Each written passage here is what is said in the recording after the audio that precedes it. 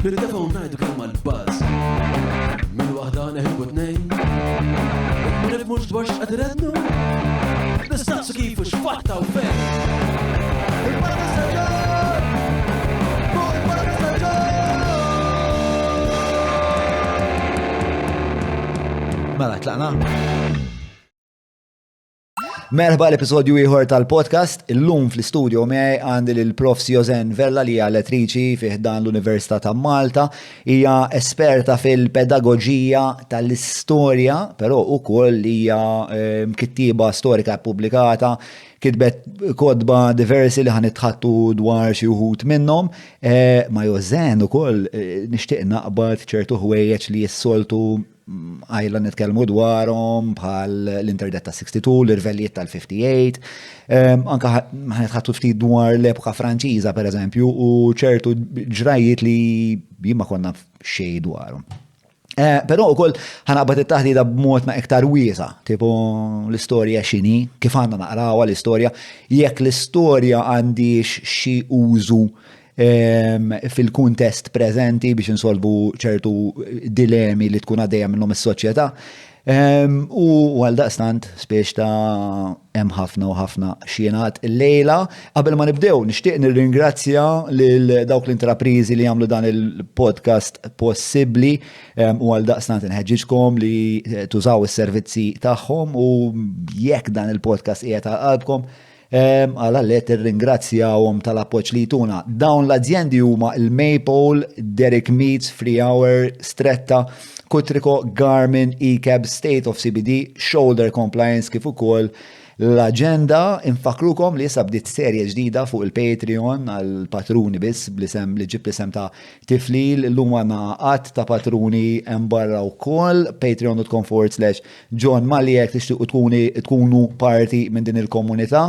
Seguna fuq Facebook, Instagram, TikTok, eċetera.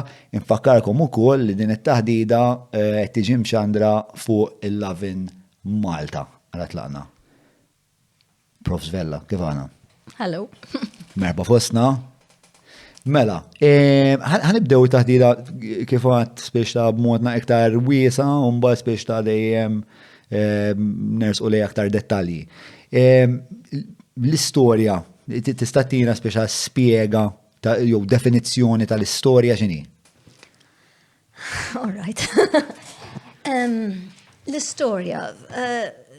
L-istorja hija l-passat ħafna nies jaħsbu fil-fatt mhijiex importanti li tagħmel differenza bejn l-istorja u l-passat. Il-passat huwa vera x'ġara. Però meta tajt storja kull ma hi studju tal-passat, tajt li mhux xorta le mhuwiex. Għax inti l-istorja taħdem għandek akademiċi, ngħidulhom historians, u dawn jaqbdu l-evidenza il-ftit li baqa' mill-passat u jibnu interpretazzjoni. Mela issa inti min qed jikteb u ħafna drabi fi żmien li qed jikteb u lil min se jagħmilek interpretazzjoni differenti. Fil-fatt l-istorja differenti minn ħafna suġġetti oħra, eżempju jiena fil-matematika 1 + 1 make 2. ħatmu se jiġi għajlek imma forsi 3 jew 5. Fl-istorja le, jekk iġib l-evidenza tajba, inti tista' tibni interpretazzjoni kultant anki bl-istess evidenza li hija bil-maqlub. U naċċettawha. Jiġifieri l-istoriċi aħna sakemm mhux qed tivvinta minn moħħok imma għandek l-evidenza, najdu ta' evidenza tajba. Allora l-istorja li hija l-aħjar definition tagħha hija interpretazzjoni valida bbażata fuq l-evidenza tal-passat. Imma importanti din għax ħafna jaħsbu li hija l-passat li mhijiex. Il-passat hija l-verità, vera x'ġara. History u the past float free of each other. Ġifiri, mux bil-forz jintaw. U ġifiri l-an tal-istoriku huwa li jasal għal-verità, għet jgħidu li għandna bżon nċaqlu l-majk naqra aktar Viċin? Viċin. Għan irranġaħu l jena xirta spert fija dil-ħagġa. Tajbek? Strejmen kapaċi. Sabuni għaxa ħagġa rejtu. Ġifiri, imma l-an tal-istoriku Li jsib mhux il-verità. li jasal dejjem iktar qrib il-verità. Issa, inti kħatlek il-verità, the absolute truth hija the past, fil-passat. Dak spiċċa miet madux jeżisti. Il-history għat minn sessib the absolute truth. Memx għalfej tkun tal-postmodernism biex taħseb tkun kamu biex tajda din. I mean, dak spiċċa. L-anki l-passat tijak stess, tibdaħit imma vera ġġara, the absolute truth, forget it. Imma minn l-evidenza li hemm, you start to get as close as possible to the truth. Imma the absolute truth għat, minn se ġiba għat. Ifimni, miex għatnajt għal-fatti bażiċi ta' ġifiri jekk l-ewwel gwerra kienet fin-1914, ma ħniex għatnajdu min jaf imma vera kien le. Li qed ngħidu xi kkawża eżempju, jew għalfej ġara hekk u għalfej u x'kien vera il-konsegwenzi x'kienet the whole event illi hija interpretazzjoni li dvarjalek. U ovvjament hemm spiex ta' l-ipotesi tista' tkun influenzata minn biases politiċi, kulturali, spiex li huma s-sorsi li intom tmorru għalihom biex taslu kemm jista' jkun lej realtà spiex ta' huma ħwejjeġ ġurnalistiċi huma kidbiet ta' ħassiba huma Inti fil-istorja tittimxi l-odda tagħna huma s-sorsi. Issa inti sorsi għandek ħafna tipi ta' sorsi, għandek sorsi primarji u sorsi sekondarji. Primarji affarijiet ġej minn dak iż-żmien. Issa jista' jkunu affarijiet viżwali, eżempju ritratt, film ġej minn dak iż-żmien. Jista' jkollok oral history, għandek kodba sħaħ fuq is-soldati li jiftakru l-Vietnam War eżempju, dawk huma source oral history. Għandek l-artifatti, l-artifacts, ġifieri jista' jkun bini, tista' tkun buttuna artifact. U għandek il-kidba, ġifieri dokumenti, il-manuskritti, jista' jkun inventarju. U mbagħad mill-issib inti tibni l-interpretazzjoni tiegħek. Issa, secondary sources huma x'kidbu il-historians l-oħra. Allura jien eżempju, l-aħħar ktib li ktibt biex nagħti eżempju huwa fuq il-Franċiżi. Issa int ma jaqbillekx taqbad u tmur fuq il-primary sources, l-ewwel trid tara secondary sources x'sabu sissa. Għax jgħid tajtax Malta kien ġi Napoleon, so what? Ilhom li sabu għadik. Allura inti trid taqla is-secondary sources. Umbat, once li għandek il-background sew tiegħu, titmur għal primary sources. Fil-każ eżempju tal-ktib tiegħi jiena mort fuq written sources għax dak issa ilu 220 sen ilu u mhux tistax tagħmel oral evidence. Laqas artifacts tista' ma fittixx artifacts li fittixt fuq il-manuskritti. Okay? Allora ma dak kas wieħed. U fil-kas biex nagħtu eżempju speċifiku, il-manuskritti li tkun fittixt mill-perjodu Franċiż, minn fejn jkunu ġew, minn kun kitibhom? Inti issa biħ tal-istorja jien dejjem nibda ma nkunx naf se nsib, ma nkunx naf se nagħmel, eżempju meta ktibt il-ktib jiena kont għamilt riċerka fuq in-nisa f'Malta. U meta bdejt jien 25-30 years ago, issa ħadd ma kien fittex fuq il-nisa, fatt anke rid nagħmel teżi laqas tutor ma seb li bdew li binti x'ta tagħmel nisa qatt m'għamlu xejn, you know, s'issa m'għandekx qed tmur tfittex u hekk. Imma la kienu jeżistu tista' tagħmel l-istorja fuqhom. Alla f'dak il-każ jien is-sorsi tiegħi bdejna minn fejn saqbad nibda. Secondary sources dak il-każ zero, għax nisa f'Malta. Kont laki li kelli supervisor Professor Wettinger. Li dak għalli la kienu jeżistu tista' tikteb. Għalli ma mhux tfittixhom fej is-soltu nfittxu. Ġifieri tibda l-ewwel net mhux taqbad u tajt ħanikteb fuq għax innek mortu tkun għadek ħatibda nagħmel fuq in-nisa fil-passat. X'nisamma, you have to focus. U kien għalin li you have to, fil-fatt minn dak iż-żmien I started to focus fuq is-seklu 18. If I'm not an expert fuq in-nisa fis-seklu 15, fit-tieni gwerra, imma fl-18th century. Issa jien is-sorsi f'dak il-riċerka tan-nisa Min kitibhom, mort il-kawżi tal-qorti. Minhom qareb tieħu pjaċir bih, nisa kwiti jisparixxew, imma min tellaw il-qorti jew min kien vittma tal-affarijiet tibda tara mill-kawżi. U mbagħad minnhom imma għalhekk għandek l-interpretazzjoni għax inti min qed jikteb mod qed jikteb ġiżwita, mod qed jikteb femminista, u anki mod jekk qed jikteb raġel jew mara, il-mod li ħanħarsu lejn l-affarijiet se jkunu differenti. Ġifieri l-istess każ kif rajtu jien mbagħad bnejt dik l-interpretazzjoni tagħha, you know. Ġiri, żgura x'imbagħad hemm il-biases impliċiti tiegħek. Għalhekk imma inti l-istorja meta tikteb l-istorja, it is very subjective. Kif għadlek mhux 1 + 1 make 2. U jien nemmen, x'naħseb jien, mhux bil-fors għattit jaqbel, ma jien nemmen li għandek kun onest. Eżempju, Christopher Hill huwa historian Ingliż u jikteb fuq is-Civil War tal-Ingilterra mhux importanti. Imma jibda jgħid I am a Marxist historian. This is who I am. This is what you're gonna get. Okay? Marxist mhux għax Marxista ta' il-metodu ta' kif jikteb fil-historia ngħidu la Marxist historian. Jiġifieri da se jħallrislek mhux lejn l-individwi, imma lejn il-massa tan-nies u sab il-working class. Kun tfittex ġust biex nifhem ta' li history according to a Marxist historian huwa l-poplu u l-working. Il-proletarjat kif qed jevolvi. That is what is causing history. Kontra min jgħidlek li Napoleon għamel kollox, Hitler għamel Second World War. Għandek oħrajn bħal Brodel dak ngħidulhom l-Annals School, dak juża ħafna l-geography. Eżempju, Malta għandha dik l-istorja għaliex it's an island fil-Mediterran. Jekk inti Switzerland għandek il-muntanji l-istorja. Anyway, meta ħatibda tajt I am that kind of historian. X'ismu da? Brodel. Brodel jgħid ukoll l-ispiex ta' il-post huwa kważi karattru fl-istorja. Iva. 100%. Mhux biss l-anals kollha jieħdu dak l-attitude. Imma anki int minn int ħajaffettwa kif ħatikteb.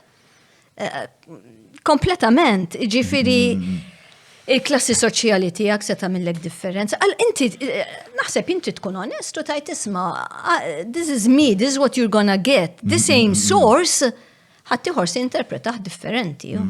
Dal-aħħar digressjoni ħafifa, dal-aħħar qed nfittex ħafna fuq Jung u pereżempju llum sirt naf li Jung ommu kienet tagħmel is-seances. Per eżempju, tagħmel is-seances, missieru kien pastor u nannuh kien jgħidu kien di il-legitimate son ta' Goethe. Allura b'dan il-baggage kollu bej il-kristjaneżmu u l-animizmu u Goethe biex ta' mbagħad tibda tifhem għalfejn moħħu jaħdem dan il-mod u għalfejn qed jixtar id-dinja. John, aħna kollha inti jien kulħadd għandna l-biases tagħna. Amen. Our biases huma il-valuri u l-preġudizzji tagħna, speċjalment l-adulti, illi you can't get away from them, ġifieri inti bla ma trid, you are the end result ta' kull ma ġie qabel, kif qed tajt intu bil-familja u so on. Allora kif ħatħares lej dik il-ħaġa, inti fil-pront mhux għax ngħidu qed tikdeb, imma ħatara b'dak il-mod. U kif qed ngħidu anki jekk int mara jew raġel ukoll se jaffettwak jekk inti ta' dik il-klassi soċjali ukoll ħatara l-affarijiet differenti. U anke naħseb perswas ansi ċert li tażel fuq xiex se tfittex. Biex ta' perswas li parti kbira mir raġuni għalfejn inti eleġġejt li tistudja l-istorja ta' nies għandi 18th century kienet ukoll għax inti mara. Dik waħda u żmien, ġifieri bdejt isu fin-1980s, stajt nagħmilha għax qabli, I mean, pjaċir tajt speċi ġitni frasi għax jiena brava, mu veru xejn fil-fatt. Għaliex qabel kellek il-femministi li ġew fis-70s, jiena kont bdejt naqra dak iż-żmien għal kont għadni żgħira u kont anki mbagħad l-iktar li bdejt nagħmel riċerka sew fil-fatt fin-90s u early noughties x'jgħidulhom.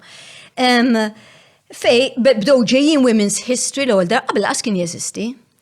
Kieku jiena eżistejt sej fin-1960s, just a mere 20 years before, anki żmien li qed tgħix fih, laqas biss tiġi frasek. Tikteb fuq hekk, inti tkun qed tiġi influenzat b'isu x'inhu moda. Qed tifhem? U meta tajt, u moda, I was forsi the mhux first fis-sens. one to do it. Kont l-ewwel waħda li għamilta xi sallum għandek ħafna fuq women's history, jinkitbu ħafna kodba, u mhix ħaġa ta' barra minn hawn li tikteb. Imma Ġifieri hemm ukoll qed ngħidu hawn sfumatura politika u da small p li speċta xtaqt li toffri pjattaforma l-nisa tal-passat biex huwa biex kontinwazzjoni tal-proġett femminista wkoll.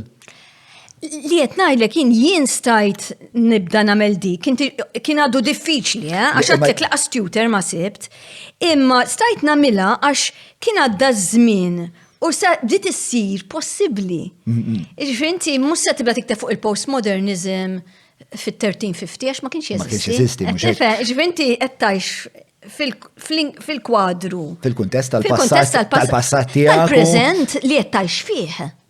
Ma l-prezent huwa kif qed ngħidu influenzat minn sekwenza ta' avvenimenti. Le ma li saqsejtek huwa kien ukoll ġifieri kienet għażla konxja li tkompli f'dan il-proġett femminista, speċjali tkun parti li tintegra skużani, l-istudju tiegħek ukoll fil-proġett tal-emanċipazzjoni tan-nisa u li nsiru nafu iktar dwar nisa biex kellek din il-ħajra, kont parti minn dil-ġgajta ta' ħassiba nisa li.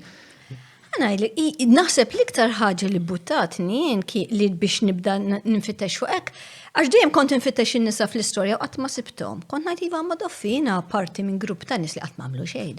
Niftakar il-papa tiegħi jien kien head teacher kellu xkafef kollha ta' kodba kont immur naqrom u anki history. Ruxma tarġil, u battara kultant jinna f'Queen Elizabeth, u battara tara, 4-5 nisa b'kollox. U bdejt ngħid possibbli, allura ma jeżistux dawn iktar milli. Jien nieħu pjaċir ngħid li għam feministu hekk imma fil-faġġi li meta għamilt presentations, il-feministi attakkawni fil-bidunet, ġifier meta kont niftakar kien xi 2002-2003, kienet konferenza u kemm fuq in-nisa f'Malta u x-xogħol li għamlu niftakar. U jien li għamilt għax jien nemmen li bħala. Fis-seklu 18? Yes, dejjem. Dejjem meta dejjem imma it-tok li kontajt fit-2002. Jew 2003. Imma ġifieri fuq. Imma ġifieri jien tkellimt fuq in-nisa u x-xogħol li kienu jagħmlu fis-seklu 18. U jien għadni s'issa nemmen fiha din li inti biex tagħmel a strong argument irid ikollok in-numri. Ġifieri jekk jiena nsib waħda li kellha ħanut, ma nistax ngħid li n-nisa f'Malta kellhom ħanut.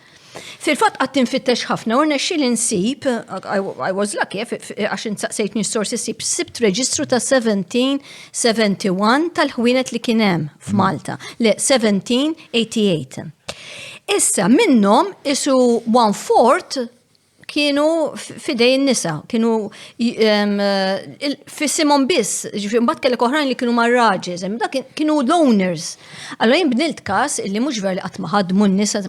Issa niftakar interessanti dakinhar kien hemm mhux Maltin kienu grupp ta' femministi li waħda qalt li you've given the male interpretation tan-nisa. Especially you're a woman, you should be a feminist and give the feminist. And għal-bidu ħazdin, għattel għalli xin, għat li għax going for numbers, going for statistics, għat li sort of the feminist way is to go into the case. And you bring these women alive. They're not just numbers. That's how men look at history. Right. Ġifiri li saqsejti kem kont feminista, ma nafx, I wasn't. Ġifiri. Taqbel ma. A feminist historian has its own sets, kif ħataħdem fiha. Okay, għalija starija probabli għax forsi għax raġel. Starija li diffiċli nifema, din li għalt lek isma. Għara li kif għamilt jien, Iva, għanda raġun. Speċjal-empirizmu jgħid lek isma, il-numri u ma dawk, wahda minn ħanut minn kull erba kienu fidejn nisa, inti tagħmel li jek. Taqbel miegħi u mhux taqbel miegħi? Għadellet taqbel miegħi. Meta qalt lek imma kontettati l-perspettiva maskili u li jeħtieġ tidħol fl-istejjer tan-nisa, xtaqet iktar forsi li wieħed jistudja kemm kienet diffiċli għal mara li kollha. Her point was li I was acting like a male historian, not like a feminist. Nifima ta' bizmi, I still do that, it's my way of thinking, maybe it's a my way of thinking, I don't know, but that's the way I think to prove my point. Pero I have changed, il-ktib il-ġdid li ħarġ issa dis-sena, sa dik il-paper 2002 Arkemila 20 years ago. Naħseb, I've started to empathize a lot more. Possibly the older I got, the more feminist I got. Fil-fatt li l-ktib tiegħi ddedikat lil ġiex nisa. Fortunata Gurfarelli u Giuditta De Celis. My book now is going, I am not interested anymore kemm kellek soldati ġiltu żejtun, kemm kellek soldati ġilġu ħaltarxin fil-ġismu. I'm vaguely interested. Imma mbagħad ħalt iktar, I suppose possibly the feminist way of going into case studies. What was the experience ta' dil-mara?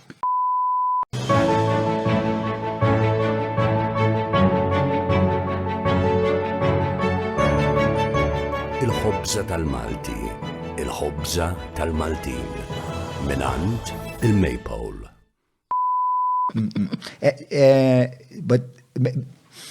Distan immaġna ġviri jenaħos li kemm il-kwantitativ u l-kwalitativ huma importanti biex imbagħad toħroġ każ b'sod biex tifhem ġara ma ġarax.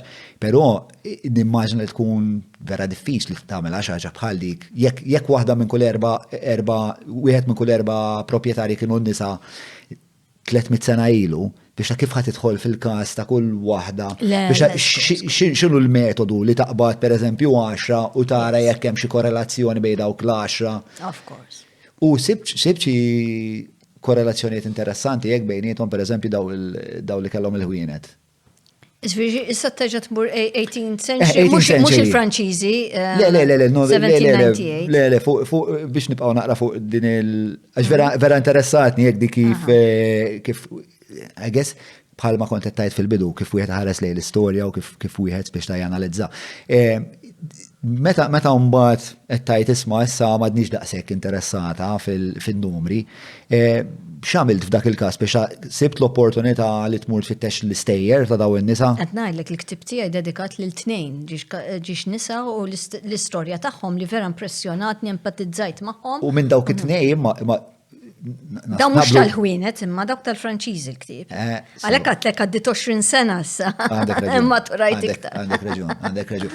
Min kienu daw in-nisa li dedikajt il-ktieb għalihom? Trid l-istorja tagħhom ġifieri. Jekk hija interessanti nixtieqha kollha hija. Ħanajdlek, inti fi żmien il-Franċiżi huwa epoka interessanti ħafna għax inti għandek kien żmien fejn kellek kważi civil war Malta, għax inti kellek dawk li kienu pro-French u dawk li kienu le. Mbagħad meta kellek il-rowixta ta' Settembru 1798, inaqdu il-belt inaqdu il-Franċiżi flimkien mal-Maltin li ma kellhomx għażla, ġifieri il-belt inaqlaq ġi blockaded. Mbagħad il-kampanja spiċċat fidejn il-Maltin. Ġifieri kien żmien għax kull ma għamlu isu 13 il-ġimgħa empower Franċiżi għażraw ġew f'Lulju, l-ordni ċeda ħompex mill-ewwel u wara ftit kontent niddiskuti ftit ilu ma' xi ħadd fil-fatt. Di l-opinjoni tiegħi, imma jiena naħseb li l-leaders tal-Maltin ippjanawha kollha. U pjanawa vera tajjeb. Ġifieri rowixxa ta' Settembru fl-opinjoni tiegħi ma kienx għax barru jisirqu l-knejjes u f'daqqa waħda n-nies kollha ta' Malta qamu kontrihom. Imma kienet rowixxa ppjanata u pjanata sew u ħasduhom ma kienux qed jistennewha. Ngħidlek għax fejn saret l-imdina inserta dak il-ħin li qamu kien hemm il-leaders kollha tal-Maltin din hemm. Biex tagħtu ftit kuntest forsi minn mhux daqshekk familjari mal-istorja. Ir-rewwixta tibda fl-imdina. 2 September 1798. Sewa, u mbagħad tinfirex mal-madwar kienet ippjanat. Għax inti fl-imdin hemmhekk fejn ġra dawn telgħu biex jagħmlu inventarju 5 Franċiżi u kellek magħhom Nutar Malti, Alessandro Spiteri. U f'daqqa waħda għamu kontrihom. Mar jagħmlu inventarju tal-katedral. Ta' kemem xismu għaw debijiet u flus. Kienu għedin vera, jmorru, mux jisir, ma kem ftejm li ħibdaw jizarmaw il-knejz. Issa, jienet najt illi kienet daqxie pjanata għax dakinar l-imdina issib kellek il-kanunku karwana ta' Zebbuċ, kellek Vitale, kellek... Vitale minnu? Vitale kien wieħed mill-mexxejja tal-Maltin bat jibda jissemma ħafna. Għandek il-xismu għandek il-leaders kważi kollha din hemm, including Vincenzo Borg. Issa fil-memoirs tiegħu li xtrajna dal-aħħar fil-Maritime Museum, jgħid li hu ma kienx involut fil-plotting. Għali manzerta kien li mdina xkellu xi business deal. Imma kellek il-leaders ta' Malta qegħdin hemm kollha. Ġifieri dawn kombinazzjoni kienu hemm. Daw il-mexxejja kienu jirrappreżentaw fazzjonijiet differenti fis-soċjetà. Dawn kienu the conservative, dawn ħadu pjaċir li telqu l-ordni, m'għadux l-ordni hemm. Imma il-Franċiżi kienu progressivi, liberali. Sewwa. Issa dawn kif dan il-kanunku, Karwana, dawn kienu very conservative. U ma ħadux pjaċir bl-idejat liberali tal-Franċiżi. Jiena naħseb li qalu l-ordni tengot tal-qulem, imma bil-mod, mux bil-mod quite fast fil-fat, għax kull mamlu Ġulaj u August il-Franċiżi, kemm jienu għaddejtom 13 weeks jiġu. Ġri, inti qed li F'dak il-13 weeks, dawk ippjanaw li se jqumu kontra l-Franċiżi. Issa inti tagħti ċans jitlaq Napoleon. Li kif talaqhom pex għala u hekk naħseb għandna ċans. U ħawdu u hemm Napoleon m'għandek l-ebda ċans. Ġifieri inti meta ġew is-superpower il-Franċiżi bdew anki landing kienu marru ftit ta' soldati niżlu miż-żejtun, they were massacred fil-pront, u jiena ngħid thank God li ħompex ċeda mill-ewwel għax Malta they would have flattened it żgur għax int għandek wieħed mill-ikbar superpowers ta' dak iż-żmien, Napoleon wara l-bib, u dak within 2 days ċeda dawk waslu f'xi 9th June. U fl-11th ċeda, imman kif dawk il-jumejk inti ġa ħajbda jkun hemm it-trabil. Issa kif ċeda u telqu, jien naħseb illi f'dak iż-żmien għadu kwiet il-Maltin jistennew l-Napoleon jitla għax mista tmur kontrihom. I mean, Napoleon hawnhekk. Jien nqabbel ħafna ma fx nix nagħmlu l-comparison mal-Ukrajna u Zelensky.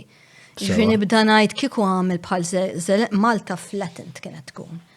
Imma they were, ma nafx ta' I am forsi, my interpretation, ovvja mux għat. Which we would love to have. Il-Maltin kienu ktar cunning, stennew adukwieti sa' kem Napoleon bl-armata telqu. U baqa biss soldati li kienu mux ħażin n-numru, umbat. Kem kienet imdaqsa il-qawwa li ħallew għawek il-Franċiż, kem kienu soldati? Minix ċerta, ma naħseb xi 12,000, ma nafx whether you can check it, minna li xi 12,000 kienu soldati. Imma inti il-belt kellek xi 40,000 ruħ, Maltin. Fosthom kellek Michel Anton Vassalli, pro-French, Jacobin, u kellek ħafna nies li kienu. Michel Anton Vassalli kien Jacobin? Jacobin fis-sens, yes. Fis-sens għax progressiv. Dak ġina ma Napoleon ġi Malta. Ma kellix idea. Pro-French kompletament. Ma kelli ebda idea. Michel Anton Vassalli.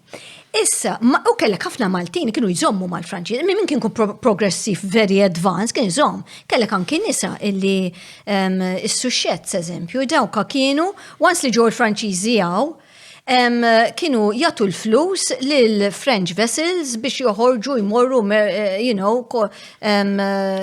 il-korso? Le, not really, għal-merchandise u hekk tinvesti, issa għandek shares fihom. Tifhem? Huma daw? Is-Suxxett? Għandna hemm xi 6 nisa, ma din li qed niftakar, għandna Suxxett kellek l-Iżwards. Ma għax smajt bieħ tal-mużika, Iżward u familja pro-French, bommu boħtu, kienu jisponserjaw anki activities u għak Franċiżi. Issa, kif wasalnaw? Konet najdu li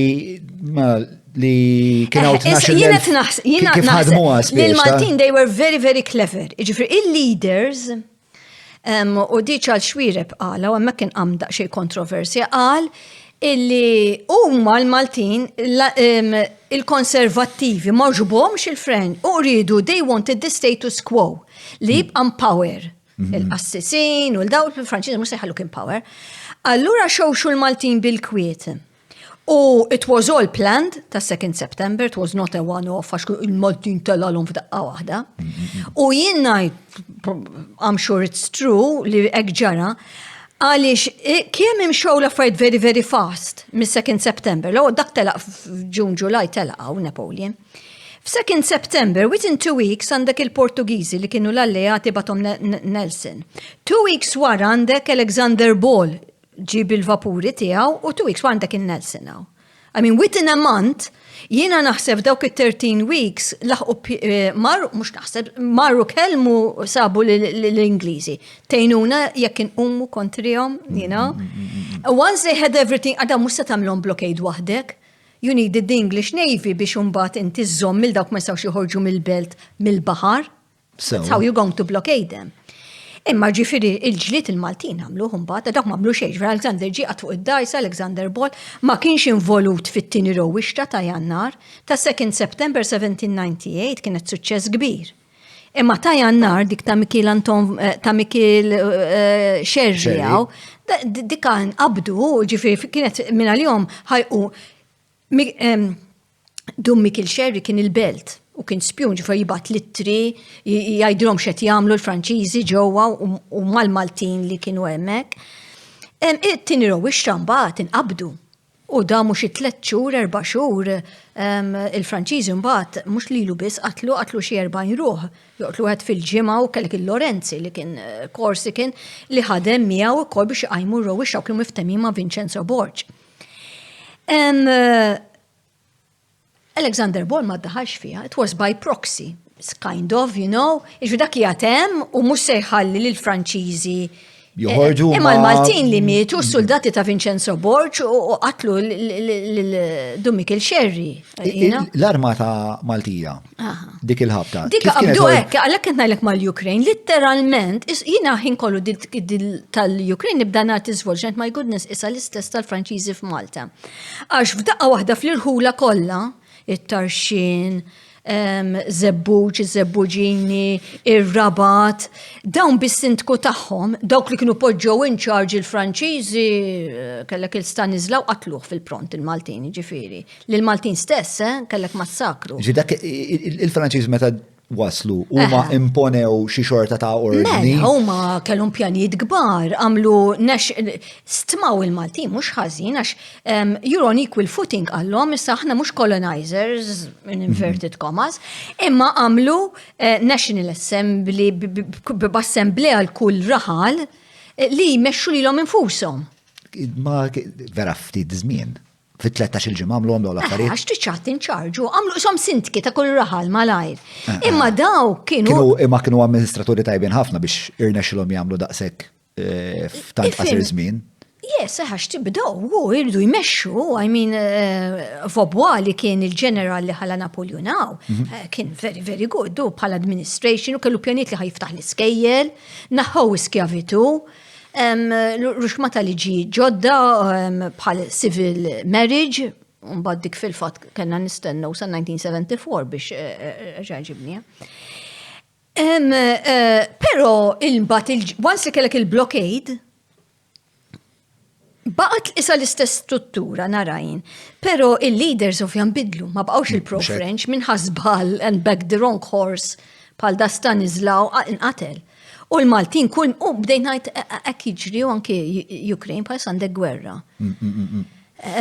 Mafx whether you were following fakkarni ma' Bruni Malta, minna li għasa Xavier Bruni, da kien tabib miskin, ta' 33.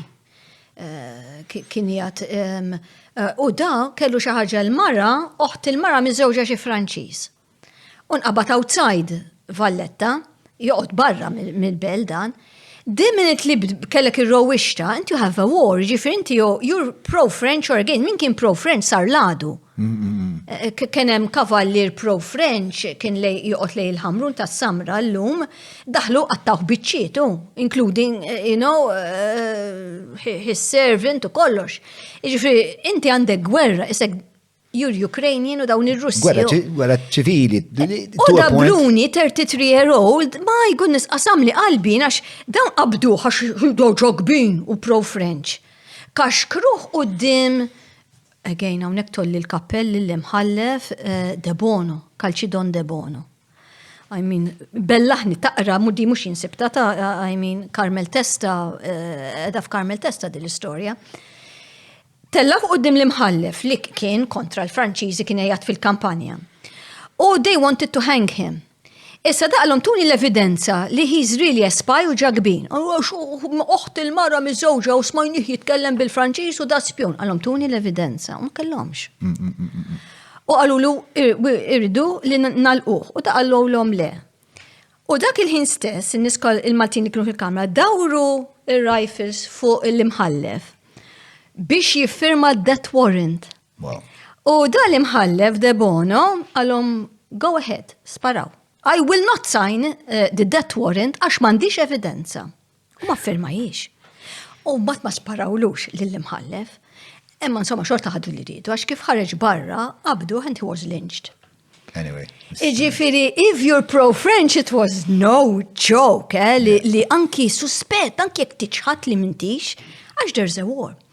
U di kon sen semmi l-Ukrin għax fakritni fil-bidu, ma nafx kon xrajt l-aħbarijiet isu towards the end of February bdew jinnegozjaw tiġan kienu jpoġġu dawk ma' Zelensky u so on, u mbagħad jiġu Russi jitkellmu. U magħhom kien hemm wieħed kien the Deputy Director tal-Finance Office tal-Ukraine. So? Kiev jismu, Kiev, yes, Kiev, ma nafx hekk ix-xnajda so. Anyway. Xi tliet ġimgħat wara, ma tawix prominence, ma nafx whether you followed it or not, ma jinsmajta. He was shot by the Ukrainians for being a spy. Smajta. Tiftakara di Għaltini waħda mill-ġirien tiegħek kum naġġel. And the minute without a trial, ġifir daħaduh, and he was shot in the head. Qatluh. Għax għalix sabulu xi emails u xi telephone calls. That's what they said. Will we ever know? I don't know. Yeah. In a way tifhimhom għax anki l-Maltinek ġralhom filli taħt l-ordni, you're a farmer għaddej u taża, filli you have to become a soldier, għamlu armata sħiħa kontra l-Franċiżi. Imma, dak kien jismu Kiriv. Pero... Kiev, so I got his name right. Kiriv, dak huwa Kiriv. A member of the Ukrainian delegation was killed. Kiriv. He's dead. Pero, di isa kważi tema pjuttost rikorrenti fl-istorja. It's human behavior. Forsi qed nasal għall-ipotesi naqaġġiela. Ħansaqsik. Il-Maltin li qabdu l-armi u ħarġu jiġġieldu. Ġew persważi minn nies bħal kanoniku da Viktor. Żgur, għax mbagħad ovvja dik fil-verità kellhom bżonn, speċjalment kien hemm il-ħtieġa, kien hemm teddida eżistenzjali fuq minnaf il-ħajja Maltija, għax mill-li jettaj li speċa daw xtaqu, il-Franċiżi xtaqu kważi itejbu l-ħajja Maltija, meta tikkontrasta ma kif kienet tmexxi l-ordni li xtaqu jiftħu l-iskejjel, kellhom l-idea Neħew l-iskjavitu fil-pro. Neħew l-iskjavitu, neħew id-drittijiet tan-nobiltà, anka di l-aħħar waħda, speċta li inti tneħħi id-dritt tan-nobiltà għal persuna li huwa li nafal xi gabillot, jaqbillu għax kważi qed jiġi fajna il-liġi naqra iktar Imma r-reliġjon kienet b'saħħitha. U fi żmien l-ordni il-leaders tal-Maltin kienu l-qassisin, kellek ir-rowixxa tal-qassisin ħafna qabel li kienu għami kontra l-ordni, l-qassisin kienu leaders tal-Maltin ħafna drabi. Iġifier l-qassisin ħadu pjaċir li telqu ħelsu mill-ordni għax dawk kienu dejjem jiġġieldu l-qassisin, l-ordni u l-Inkwiżizzjoni dawk three big powers kienu fis-17th to 18th century. Imma they did not want to be replaced by the progressive French. U dik hija speċa dak huwa sens li nista' nifhem, speċa inti la darba is-seta edha fidejk, inti titmantni l-status quo biex ma tix titlef il-poter.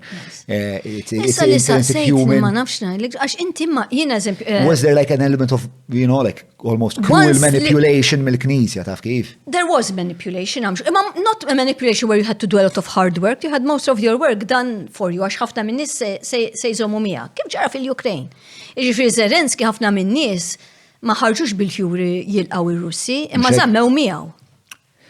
Imma fis-sens li qed nara differenza fil-intenzjoni tal-kolonizzatur. Din minit li qomt kontra superpower, Vincenzo Borci jgħidha fil-memoirs tiegħu għal kif kien diħel imdina, in-nies ħarġu jwerżqu u qalu x'inti tagħmel una gwerra bdiet, għax inti laqomt kontra l-Franċiż, this is no joke now. You can't go back. Ġifri, issa anki jiena il-Franċiż joġbuni, ma dejt nimmaġina ni dak iż-żmien, issa ma minn sensom, I'm sorry, ħanżom mal-Maltin, to hell with the agenda and the politics of it. It's wrong, ta' forsi intajt li ħażin, ma tkun tagħmel. No, but you have to be an absolute moral hero to do otherwise qed tara lil dawn nisa I would side with the Maltese. I would side with the Maltese. Le, dal-maġistrat kien jismu? Calcidon de Bono. Calcidon de Bono. Per eżempju, huma vera ftit nies bħal Calcidon de Bono fil-verità. Ifimni, ma kienx iżom lura, ġifieri meta mbagħad kienu jtellawlu xi spjun ta' veru kien jaqlaħħa. Imma urid l-evidenza ma kienx hemm. Forsi vera kien spjun, ma dan u kienu se sparaw lilu, jew ippruvaw. Mistoqsija forsi naqgħod trivjali. Il-kelma ġakbin, issib l-etimoloġija tagħha f'Ġakobin. Of course. Jacobin kien parti, ara dik kelma li għadna nużawa sallu minn żmien Franċiżi. U l-lum li ngħidlek kien ġakbin jew iġġakbinajtni jew. Taqdbija, you betrayed me. Aħseb wara dak iż-żmien f'dit tension ta' civil war, fatt kellek imbagħad il-brikkuni u l-kriminali, hemm fil-ktib tiegħi nsemmihom. Kien hemm wieħed Laċinova kien brikkunej wandan. Miskin waqt li kienu qegħdin tas-samra it-truppi qegħdin dan kien ħareġ nsejx ismu miskin, kien ħareġ mill-belt u mar joqgħod il-ħamrun. Imma kien soldat. Mbagħad għax l-irġiel Maltin kif ġar fil-Ukraine, all men between 18 and 60 were called up to join, to fight. Issa dan kien jgħat assa tas-samra li ma jħorġux il-Franċi għax li kienu jħorġu hekk. U dal-brikkun iċ-Ċinoma għahda bdejdilhom ġakbin. Għallhom ħana arrestaħin u l-ħabib tiegħi. Ħadu il-gargur, għax il-gargur kellek il-kamp tal-gargur, kellek kamp tas-samra u kamp il-gargur. Arrestawh, jajja tu jwerżaq, ġakbin, oh, they were about to shoot him, di issa tal-films ta' John Wayne kważi, meta bdejt naqrant Madonna, di vera ġrat. Just as they were about to shoot this poor man, minna li għakallija, I'm not sure his name, fil-ktib tija jeda. Just as about they were about to shoot, min salva, il-Franċiżi, għalix ħarġet rumor li il-kamp tal-gargur ħajattakkawhom il-Franċiżi. Alla minn flok għadu jisparaw lil dan, waqfu kollox, u dak baqa fiċ-ċella, mbagħad terġa' marlura fiċ-ċella. L-ieħor, iċ-Ċinova, kien ilu li tela, ħadlu ċwievet. Mar id-dar, għax kien jaf li mill-belt, apparently dan kien kellu xi ħanut tal-ħwejx tan-nisa hekk. U seraqlu d-dar kollha. U mbagħad imma mbagħad kienu mhux onest fl-istess ħin li mħalfin Maltin li ma kienux pro-French laqqas xejn, imma mbagħad kienu jindunaw li xi ħaġa bħal din, għax imbagħad ġabu l-witnesses u qalu li dak Ċinova mbagħad beda jdur ir-raħal tiegħu, ħal-qormi minn għalija kien. U beda jgħidilhom ara għandi l-affarijiet tal-ġakbin min irid. U beda jbiħħom l-affarijiet kollha li seħ. U dak miskin ma kienx xejn ġakbin, kull ma kien mill-belt u ħareġ. U kienet iġġed favur Maltin fil-fatt. U l-dawk li żammew miegħu kienu se jisparawlu. Madonna. Kemm toffri opportunità għal xorta ta' tensjoni. Again, il-Ukraine jien bdejt ngħid madu fett narat eżempju n-nisa fil-pront rejb ħajikber għax jieħdu l-opportunità. Anka n-nies li huma suppost fuq in-naħa tiegħek. U żgur. Soldati Maltin, għax eżempju sib mara waħda miskina kienet toqgħod iż-żejtun, ir-raġel tagħha imsiefer, għax tifdaqa waħda ġrat, kemm ħafna nqabdu barra eżempju, u ma ġiex lura mbagħad. Daħal soldat Malti u rrejpjaw, u ġifieri u marret u akkużatu, għamlu kawża fuq, u fl-istess qed ngħid imsiken bla qorti xi għalhekk brav il-Maltin għamlu tribunal ta' malajr. Għamlu ħabs ta' malajr, għamlu infrastruttura sħiħa u bdew maxxu l-Malta. Il-governo di Malta egoġo jien eżempju staqsejt nix sources użajt. Sources użajt li bdew jibatu biex eżempju il-leaders li kienu fil-kampijiet, eżempju miż-żejtun jibda jdrom isma' dana beda jisraq li u kastigajtu jien, sorry, ma tlabx permission minn għandkom l-ewwel, x'namlu bih issa. U din li ġiet rejb, eżempju, marret tubżaħ u qalet minnu u so on. Ġiet kemm infrastruttura anke ta' pulizija? Żgur, fuċiljere. L-irġiel Maltin organizzaw ruhom, kellek soċjetà sħiħa għax qabel kont taħt l-ordni. Issa minn taħt ħadd. Allora il-Maltin organizzaw il-xulxin. U jien vera rajthom bravi. U għalhekk isni bdejt. Din ngħidha tibti jiena pro-French u liberal u bdejt ngħid Madonna l-Maltin kemm huma fil-bidu għal bdejna fagejt il-qassisin u come on. Kontajt u fagejt? Uff, espression tiegħi. Uff xidwejja, my goodness, imsiken. Come on, Charles Webjet, it was a lost opportunity. U ħafna historians Maltin qalu ħażin, li ma ħaddanniex il-kultura Franċiża. Għal dat jgħid kontra. U jien bdejt isni naħseb ħalu veru għadni naħseb naqrek. Imma meta bdejt nara l-Maltin kemm kienu kapaċi jorganizzaw lilhom infushom.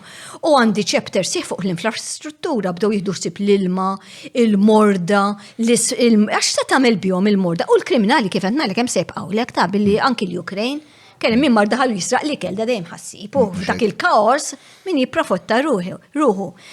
Li hemm taqsim il-qalb jien nara illi mbagħad once li ħlisna mill-Franċiża il-blockade huma fl-aħħar spiċċaw għamlu ftehim l-Ingliżi u l-Franċiżi u vobwa telaq.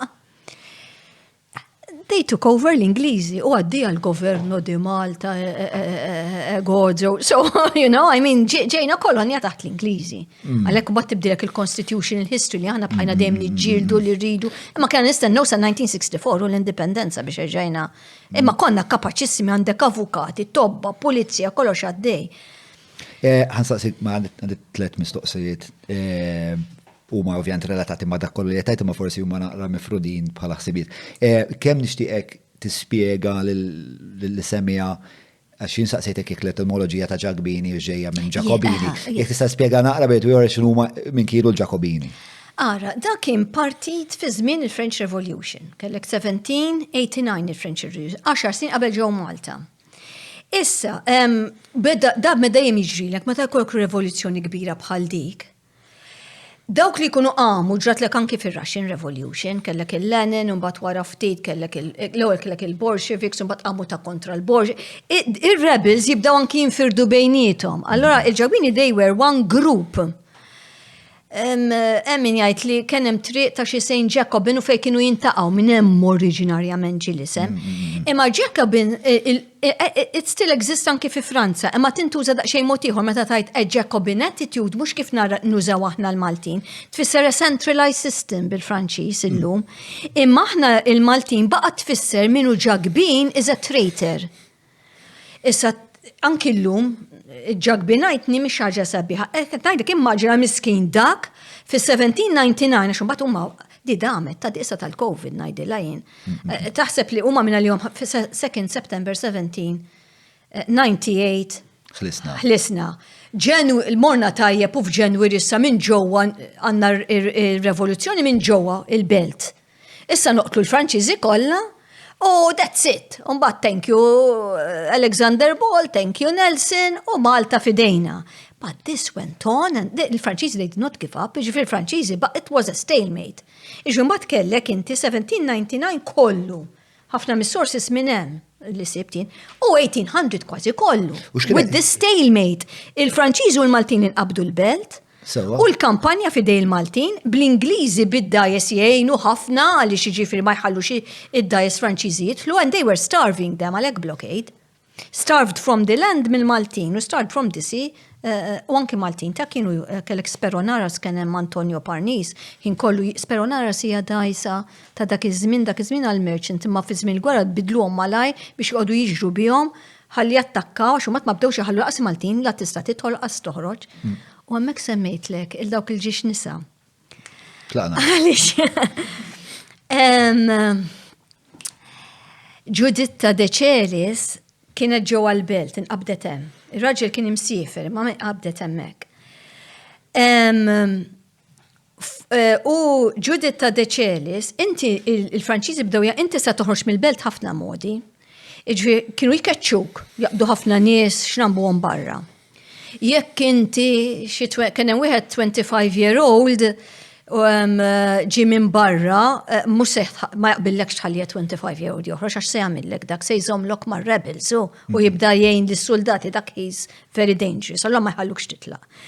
Imma mbagħad ħafna nisa u xi nisa xjuħu, imma kienu bil-ħin, eżempju jgħidulek 1st May se jiftħu l-gate għal sija għandek ċans toħroġ u jerġgħu jalquha. U there were rumors, ġifieri isma' tgħidu lil ġimgħa d-dieħla. U Giuditta qiegħda mġew irdet toħroġ. Allura qabbit il-karru u so on li kellha. Imma mbagħad wasal eżempju 1st May u m'għamluwiex. Għalet mbagħad wara ġimgħa reġgħet bdiet tħott kollox u reġgħet daħlet koll. Jiena għax mbagħad kien hemm xi ħadd wieħed raġel ħabib tagħha u qal ħanejnek miskina ħin kollu tella fuq il-karretun u ser il-għaddeb kollu li kellha. Bekk sirt naf għax itellatu mbagħad il-qorti tal-belt tal-Franċiżi, għax ibqgħet hemm ġew. U mbagħad għandek il-Fortunata Gurfarelli. Issa dik kienet il-belt. And she was a professional ħajjata. Professional, ġifi kien tagħmel ħwejjeġ tal-irġiel u ħwejjeġ tan-nisa u kien tagħmel ħafna bitzilla u hekk. Issa din she was separated mid-dera, li tajt raġel mhux miegħi, Gurfarelli kien ir-raġel imma mara Maltija. Taħt il-Franċi blockaded il-belt li kell beda jonqos ħafna. I mean, civil war anki l-Maltin kienu għaddej minn żmini, bes ma fil-kampanja ma konx mejed bil-ġuħ daqs kemm minijat blockaded fil-Franċi, fil-dan. U di għalet ħanoħroġ. Eżempju, għallu 1st May u vera fetħu 1st May da inserta u ħarġet. U marret toqgħod minn għalija ħal-qormi, jew ħażebbuċ, I'm not sure. Għara ftit, jien niftakar. Meta kelli tfal żgħar, kon hemm film Madagaskar tal-kartun ma mhux qatt u hemm il-penguins li ħarbu minn New York. U rudi dejjem imorru l-ħolma l-Antarktika da, ma nafx tiftakar xi-xena. Din minit li jaslu, jgħidlu this sucks, you know, biex jaħjar nerġgħu morru żżu ta' New York. U di, isu ġrala kif ħarġet fil-kampanja, di kienet imdorrija, l-belt għandek, nis sinjuri u professionals u hekk jiġu jixtru hemmhekk ħafna fqar tal-kampanja, u hekk mhux jiġu jordnaw il-bitzilla u hekk. U qalet I made the mistake, għamilt żball. Irrid nerġa' nidħol il-belt. Imma inti kellek is-soldati Maltin kollha assa, għax inti min joħorġ mill-belt għandek suspett li juspjon. Allora ma kienu jħallu, kien dnub mejjed kbir, gravi ħafna. Nsemmi każ ieħor ta' ġiex Maltin li nqabdu ħasra bid-dajsa u bil-Maltem spiċċaw il-Awra u mbagħad x'ismuha u Baħariċċa u very close to Valletta mbagħad għax waslu San George fejn għandek Bay Street u hekk illum u arrestrom da Antonio Parnix. Se tagħmlu ħateġgħu tmorru. U di l-imbirka miexja biex itħoqlet marra waħdi nidħol probabbli, qed nimmaġina x'kienet x'ħasbet. U nqabdet. U għandek il-court case x'kont qed tagħmel hemm. Law qalthom min intlift ħassar it-timmur ħattart imma biżbalt u li għandek sabiħ għaliex magħha kellha tifla li intaqgħet magħha tpaxpax magħha, it-tifla ma kienx taf se jiġi waħda ta' 15-year-old. Imma mbagħad fil-qorti meta tellgħu il-qorti tribunal ta' Malaj ta' Malta li ħloqna li mbaġġi xolt once illi ħadu over l-Ingliżi. U x'ismuha u she describes her beautifully, tiddeskrivi x'kienet libsa. Eżempju kienet libsa trousers, tipo tork.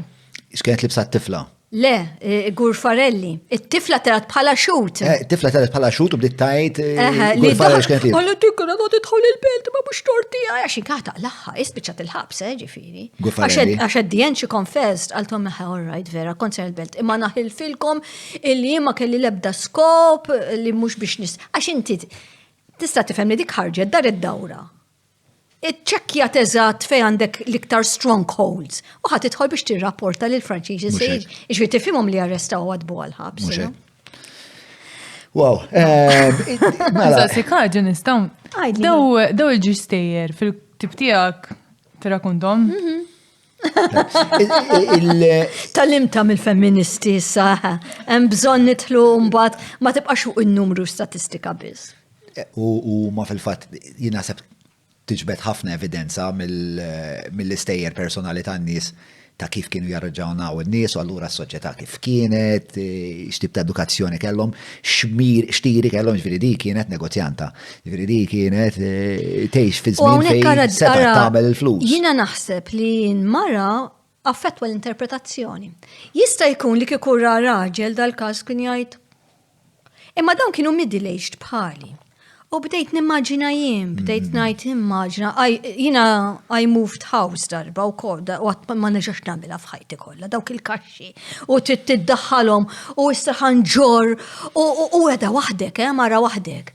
U titlaq tiġri, u ma doffi għajdulek se jiftħu, u tmur biex toħroġ tiġri u ma jiftħux. I was imagining myself, U l-oħra u kod bdejt nimmaġina tkemmi brava kif bħala kont nagħmel, anke kif libset, għax inti dak id-biled kbar, il-libset tal-moda tal-18th century, il-bidu li bdow in-nisa jilbsu il-lietset, għanna stampi tagħhom kif kienu jilbsu. Kienet moda Maltija? Le. Jgħidu steel torque.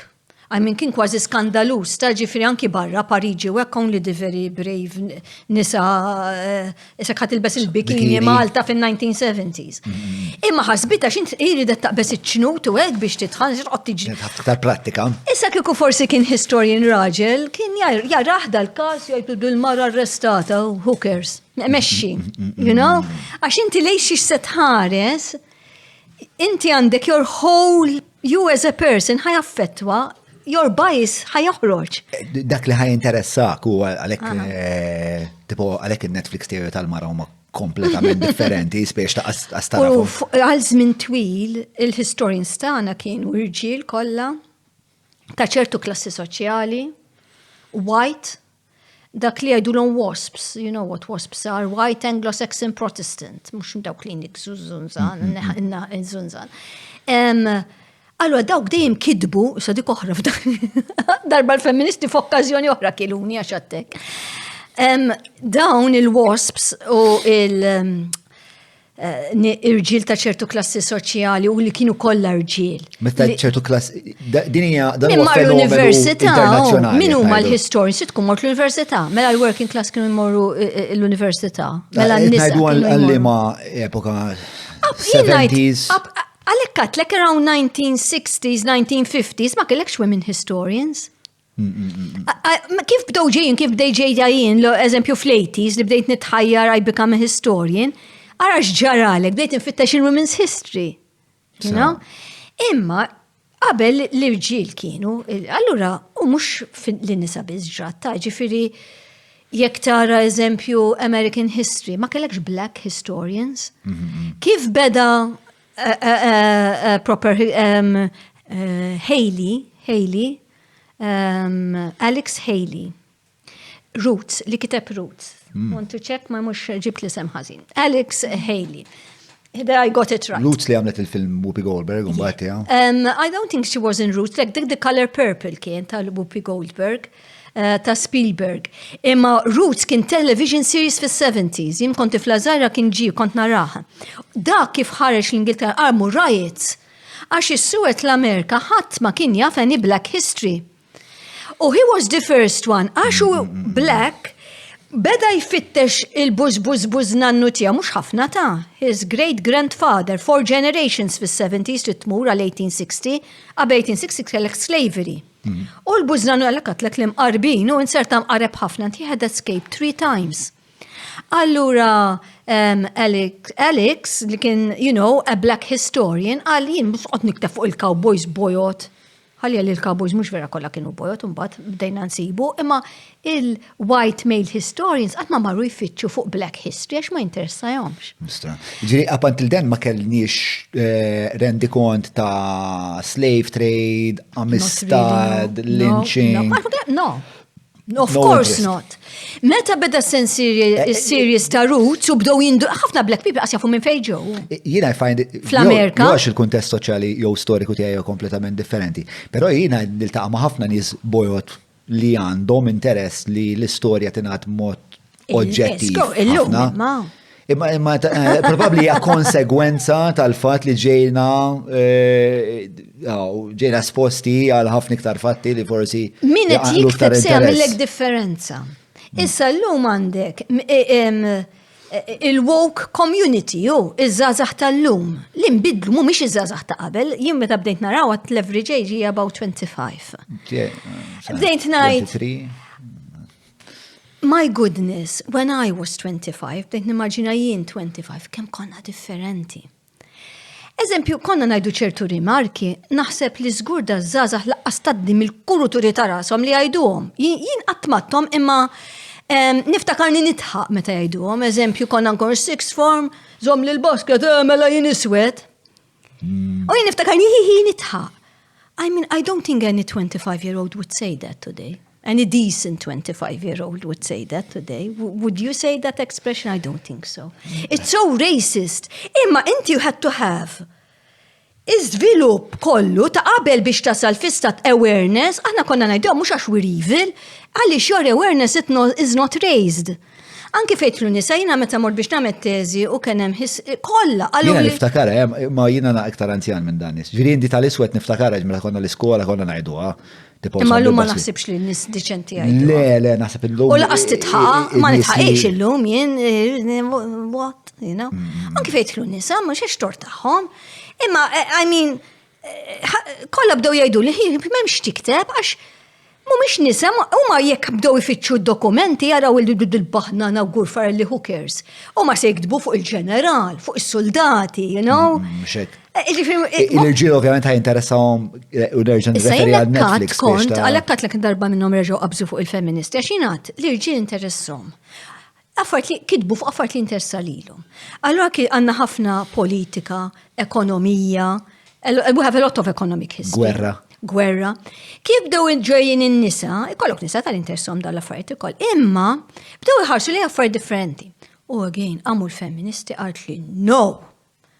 Għalt li it was consciously done. Mhux għax ma jinteressamx, imma tal-apposta women were hidden from history. Issemmihomx, iddaħħalhomx. I don't know. Maybe I'm too nice and maybe they're right, I don't know. Kultanti ma tissuspetta. Is it a purpose, hemm agenda li qed tħalli n-nies barra? Jew le. Jiena nsibha vera problematika meta tibda tinferixxi inċentiv minn xi ħadd li qatt ma kellimt. Biex tal-li inti tibda tinferixxi li da ma tkellimx fuq jiena daw iż-żewġ tuħud għax ma xtaqx li nsiru nafu dwarhom. Fil-waqt li il-ħin li jena għandi biex nikteb mhuwiex infinit. Allora jena probabbli jekk ħajkun hemm battalja fej jiena fid-dekapitaw sittor kulli ħor spiċċa blasi. John Malija Vikings joqgħod jara mhux Handmaid's Tale qed tifhimni. Ġifieri nista' nimmaġna li anki il-choice tas-sources hija biased. Hija bias hija. Imma li there's nothing wrong. Tnissel inċentiv malin naħseb huwa step too far. Jista' jkun li kien hemm min kellu dan l-interess li biex imorru l-istess dinamika tal-status quo. U jien, we had a clear agenda li want to write them in, issa. He wanted to write in the Black History, illum għandna October, Black History October, Black History Month. A conscious effort bil-maqlub li you want to write them in now. Li trid tikteb, I've been a member 20 years tal-Women's History, ġifieri sa xogħolna u li ndaħlu n-nisa u jiena għamilta, ġifieri kien jinteressani il-perjodu tal-Franċiżi, u ngħid tal-fejn, insomma, u so on, beda jinteressani u bdejt nipprova nara da żmien, and I was very lucky li sibt is-sources li kien għadu ħadd qatt marhom. Però fl-istess ħin bdejt ddedikajta lil ġiex nisa, għalfejn mhux lil Vincenzo Borg miskejn għamel biċċa xogħol bħal dik u so jien nil-dawk. Jiena xettu ħafna minn da Vincenzo Borg biex inkun sinċiri, ġifieri. Jiena ħoss li u dan huwa l-bias tiegħi li minħabba li dawn kienu il-milizzjali u l-militar Malti kienu ħafna minnhom nies tal-irsijiet Edgar Billotti, eċetera, eċetera. Biex dawn ftit kellhom espożizzjoni għall-istorja, edukazzjoni, kienu superstizjużi minħabba li l-iktar ħaġa l-speċa kienet mexxihom kienet il-Knisja. U speċa din hija xi ħaġa li fil-fatt tidwi mbagħad tibqa' sejra fl-internet, ġifieri tista' tara kważi inti a common thread pervading history. Fejn għandek li tabbuża mill-fatt li xi ħadd għandu l-fidi għal skopijiet politiċi tiegħek. U dik bħalissa jien kif qed narah fl-istorja mill-bajjiż tiegħi huwa kważi il-villan li qed jabbuża minn nuqqas ta' ħsieb kritiku forsi li kellhom dawn nies. Għax bejn kolonizzatura. Kien jemmen ukoll hekk, jiġifieri hu ġenwinament xtaq. Imma hu ġenwinament xtaq għax xtaq iżomm il-poter. Jew għax ġenwinament kien daqshekk kattoliku li speċa xtaq. Once you have a war, dik se tiġri, ma tistax imbagħad noqogħdu ħejħej nitkellmu. Yes, but the inciting of that war. So what I'm questioning is. Din minute li qamu kontra l-Franċiżi, issa you have to decide. Yes, but that is post the uprising. Post the uprising, yeah, at night.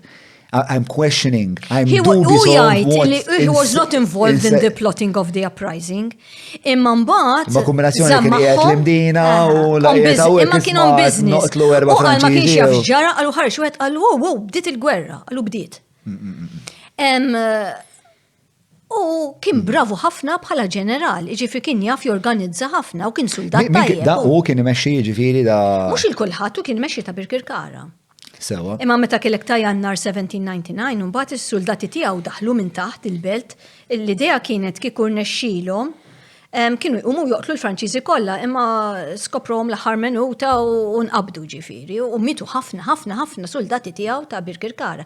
Għax int kellek it-truppi ta' kull post, kellek it-truppi ta' Żebbuġ, kellek it-truppi ta' Żejtun, ta' Ħażabbar. Oh, down they were like heroes, fil-fatt fl-1800 insemmi każ ieħor ta' wieħed nutar illi kellu xi jgħid għamel xi testament ta' xi waħda xieħa u t-tfal tagħha ġew jiġġieldu miegħu da fi żmien il-Franċiżi fl-imblokk. U dak kien jgħid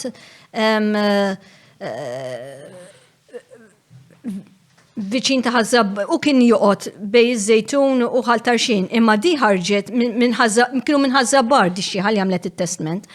U it-tfal tagħha subien jew tlieta qalu li daħaq bija fit-testament għax ma ħallitx il-flus lilhom or whatever.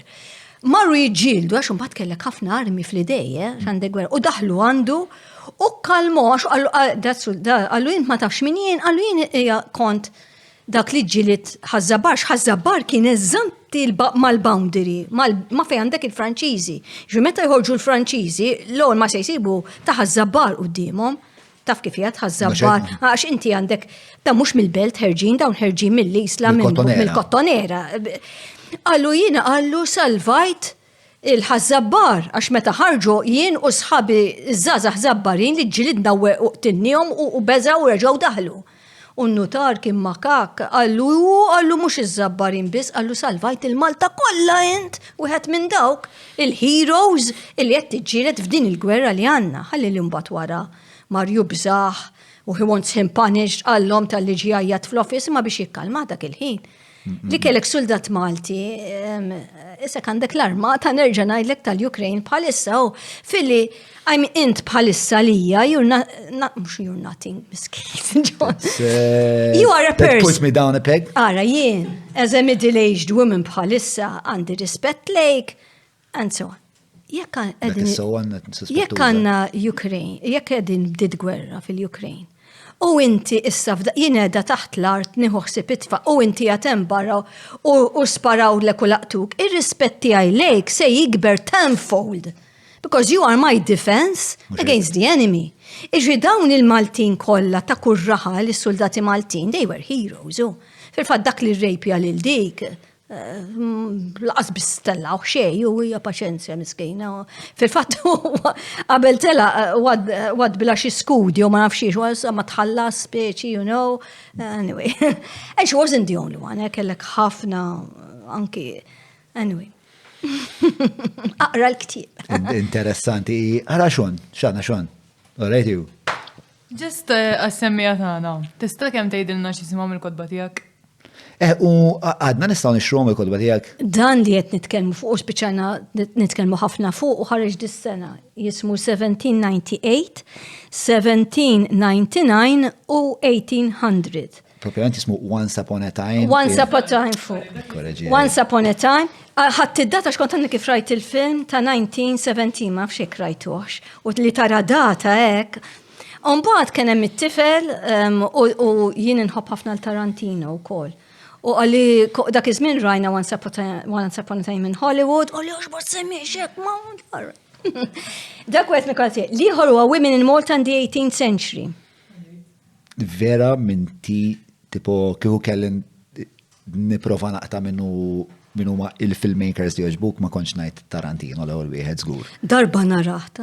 U xeni minnu fejn Travolta u l-oħra jisfnu f'Pulp Fiction, dik rajta xi 20 darba. Reservoir Dogs rajtu? No. X'ismu raj? I know a lot about it, ma I haven't actually seen it. Li rajt, mhux Inglourious Basterds, dak sabiħ ħafna. U Hollywood ħadd spjaċir tinċabċab għax I remember Sharon Tate being killed, u jintrabbejt. You enjoyed the retribution? Illa, I stood up clapping, u kont ma tifel koll Intom rajtu, da Once Upon a Time in Hollywood. My goodness, tas-soltu ħana l-ostra. Għax it-tfal tijajtu l-debek ta' maċin tħol, kunet jaw xie għatlu da fl-axħar, għaltinna xġara u naqlaħħa. Imma il-happy end li Sharon Tate was vindicated, I couldn't help myself, to chop-chopped. The one I found most upsetting ta' Tarantino rajtu kollu sabiħ, dawk, minn flok The Magnificent Seven, xismu, mux The Magnificent Seven, Despicable 11, xaħġa semmijom, the awful.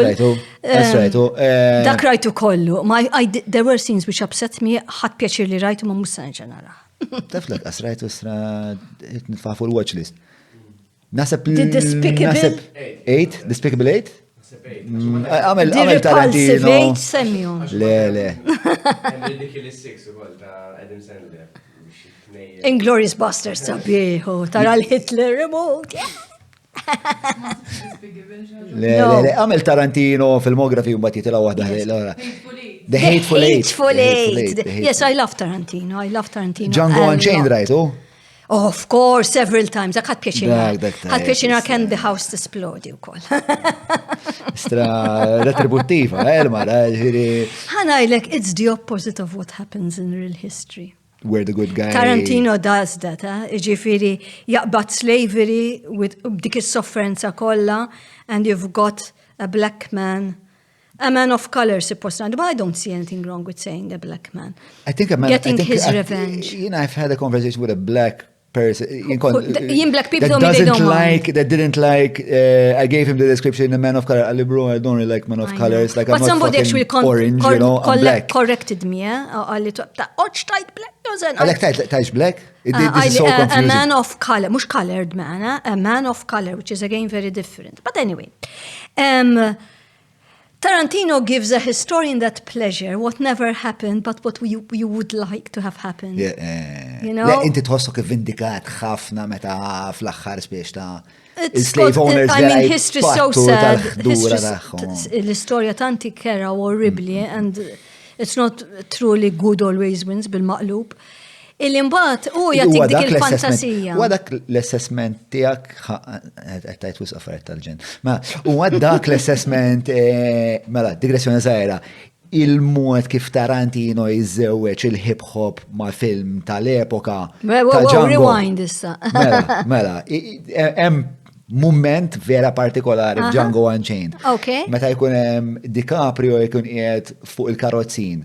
Iddur ir-rota tal-karozzin u kif appena ddur ir-rota tal-karozzin titlaq is-soundtrack ta' Rick Ross. Yes, I didn't know. Għaras dika tlifta, Oh my went God, over bro, my head. It's fantastic. Imma huwa dak, minn ma nafx Django Unchained, tipo taħlej ħafna ħin fajtek. Imma huwa dak l-assessment tiegħek li fl-istorja ma jerbaħx it-tajjes biex taw din il-platitudni li ngħidu sewwa jerbaħ żgur. Tipo fit-tieni gwerra dinija sewwa rebaħ. Yes. To a point, għax Stalin To a xorta mar sew u kien problematiku immens. Dejmek sejġri l-eku. Imma,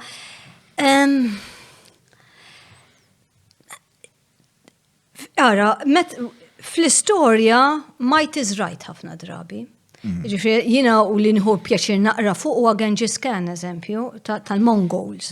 Ma nħu pjaċir naqra fuq u issa, u ma konx nħu pjaċir naqra fuq u kukon Ċinis, għax he attacked the Chinese, eżempju, ħafna.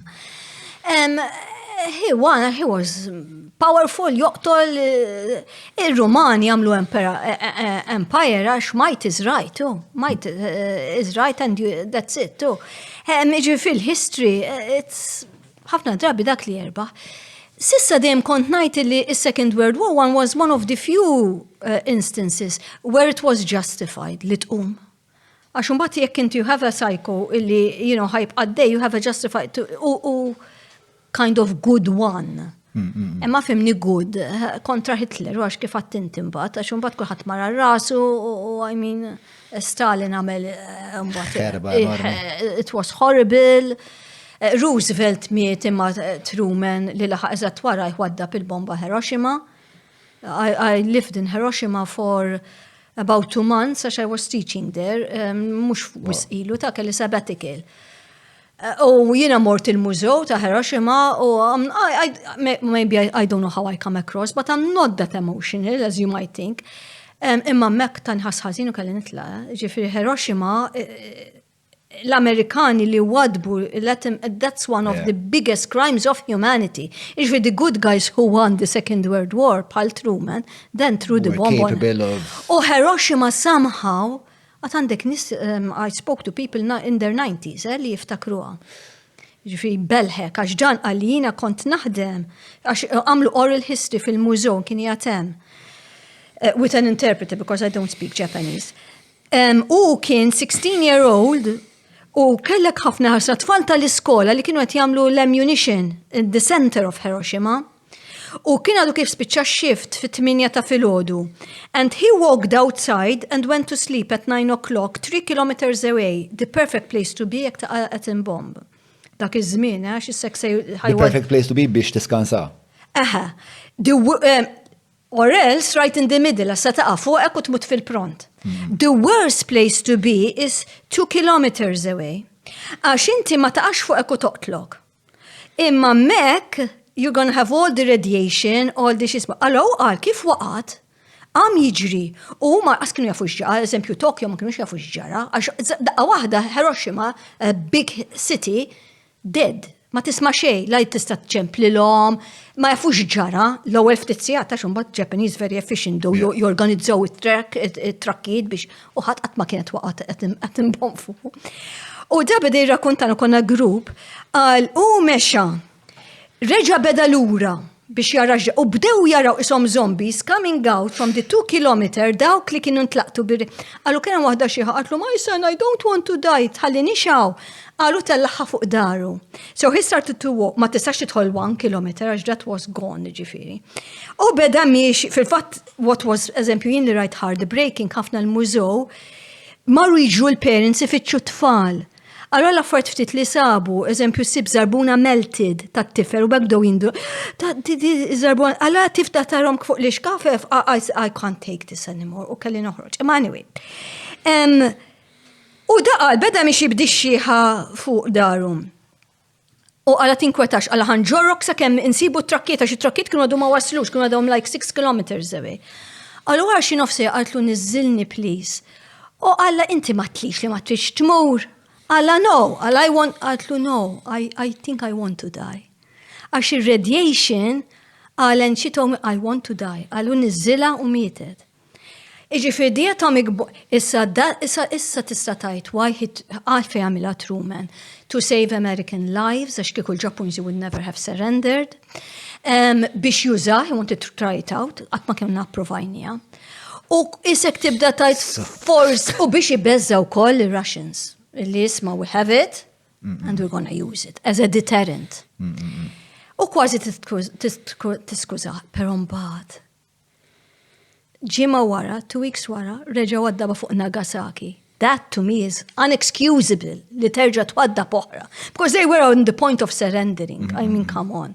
Li twadda I'm getting goosebumps. U fil-fatt biex imorru lura għal sorry biases. naqra. That's history. Issa kieku jiġi Tarantino forsi qed jismani u he gets this wonderful idea illi and he did it actually. Hitler Inglourious was Basterds, oh. Inglourious Basterds. Oh, and that never happened, and the Hiroshima never happened. At least you can live the fantasy.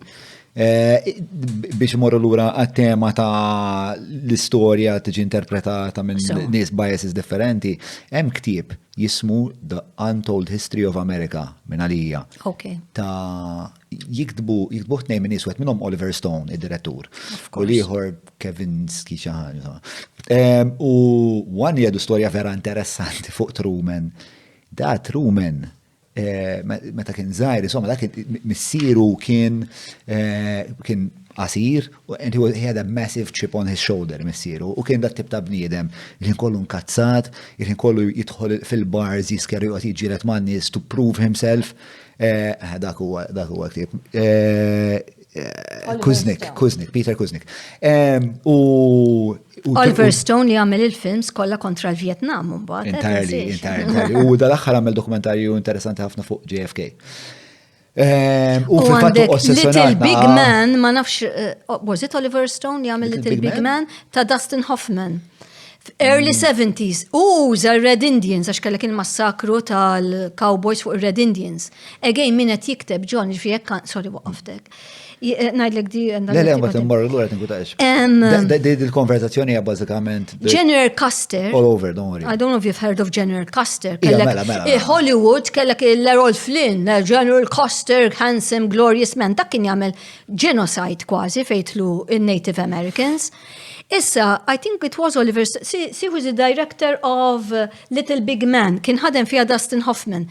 Arthur Penn. Imma, Arthur Penn, imma hemm xena fej għandek il-massakru ta' The Village, tal-Indian Village, kif mietet, it's a replay of what was happening in Vietnam. All right, okay. So anyway, yes, you've got those who started pushing for a different untold history. Dik kienet dawa, għandek sal-lum General Custer, għandek il-monumenti fil-pjazzet ta' he's a national hero. Sabbat li ma fi liħor. Mala. Mal-monumenti. Tal-monumenti, għax dik vera interessanti. Monuments are highly contested. But just to finish up on the Truman anecdote, u da għazgħen Truman kien l-antitesi ta' missieru, kien imur l-skola, kien bullied, kien kellu problemi kbira tal-vista, he was just a weak child, u missieru kien jistmerru ħafna, għax kien ġviri ta' parsi, kien għase kelmu. U ommu, Truman kienet tajlu, tinkwitax ibni, inti kellek tiġi tifla suppost. Okay. Can you imagine? X-mindfuck, un-bad f'daqqa wahda dal-bniedem li għandu krizi t-identità daqse kbira, where he's in his mother's eyes the opposite of a true man, incidentalment, f'daqqa wahda l-data jnieħen nuclear code. Can you imagine someone that's entirely powerless throughout his whole life, you give him that kind of power?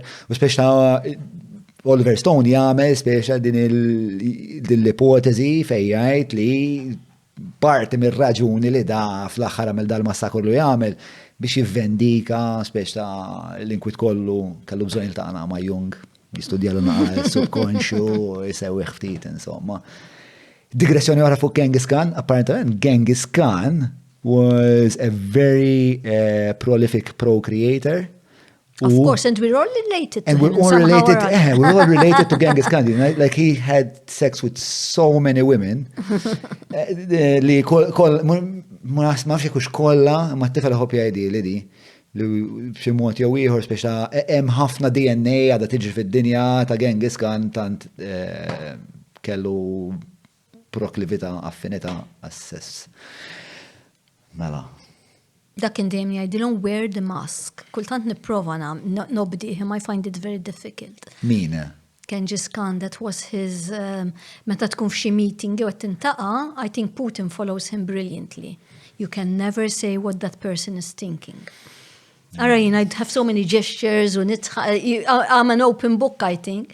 Imma, if you wear the mask, Genghis Khan, but ara qatt tmur xi meeting, or you don't wear the mask before. You don't change your facial expression. Anyway, compli. Leo, jien il-tajt ma nisek fil-business. It works, eh? Your enemies will never know what you're thinking. God knows what Putin is thinking. Nasib, xismu dak Donald Trump, waħda mill-ewwel regoli ta' negozjati huwa li turi l-oppost ta' dak li trid. My goodness. So figure that one out. Sibta, kemm hemm nies fil-preżent li huma imnisla qed vera noqgħod attent biex ma ngħidx affarijiet oxxeni. Mela, since a 2003 study found evidence that Genghis Khan's DNA is present in about 16 million men alive today. That's just a man, God bless. A man with great balls, my friend. Mela, enħdu pawza zaħira.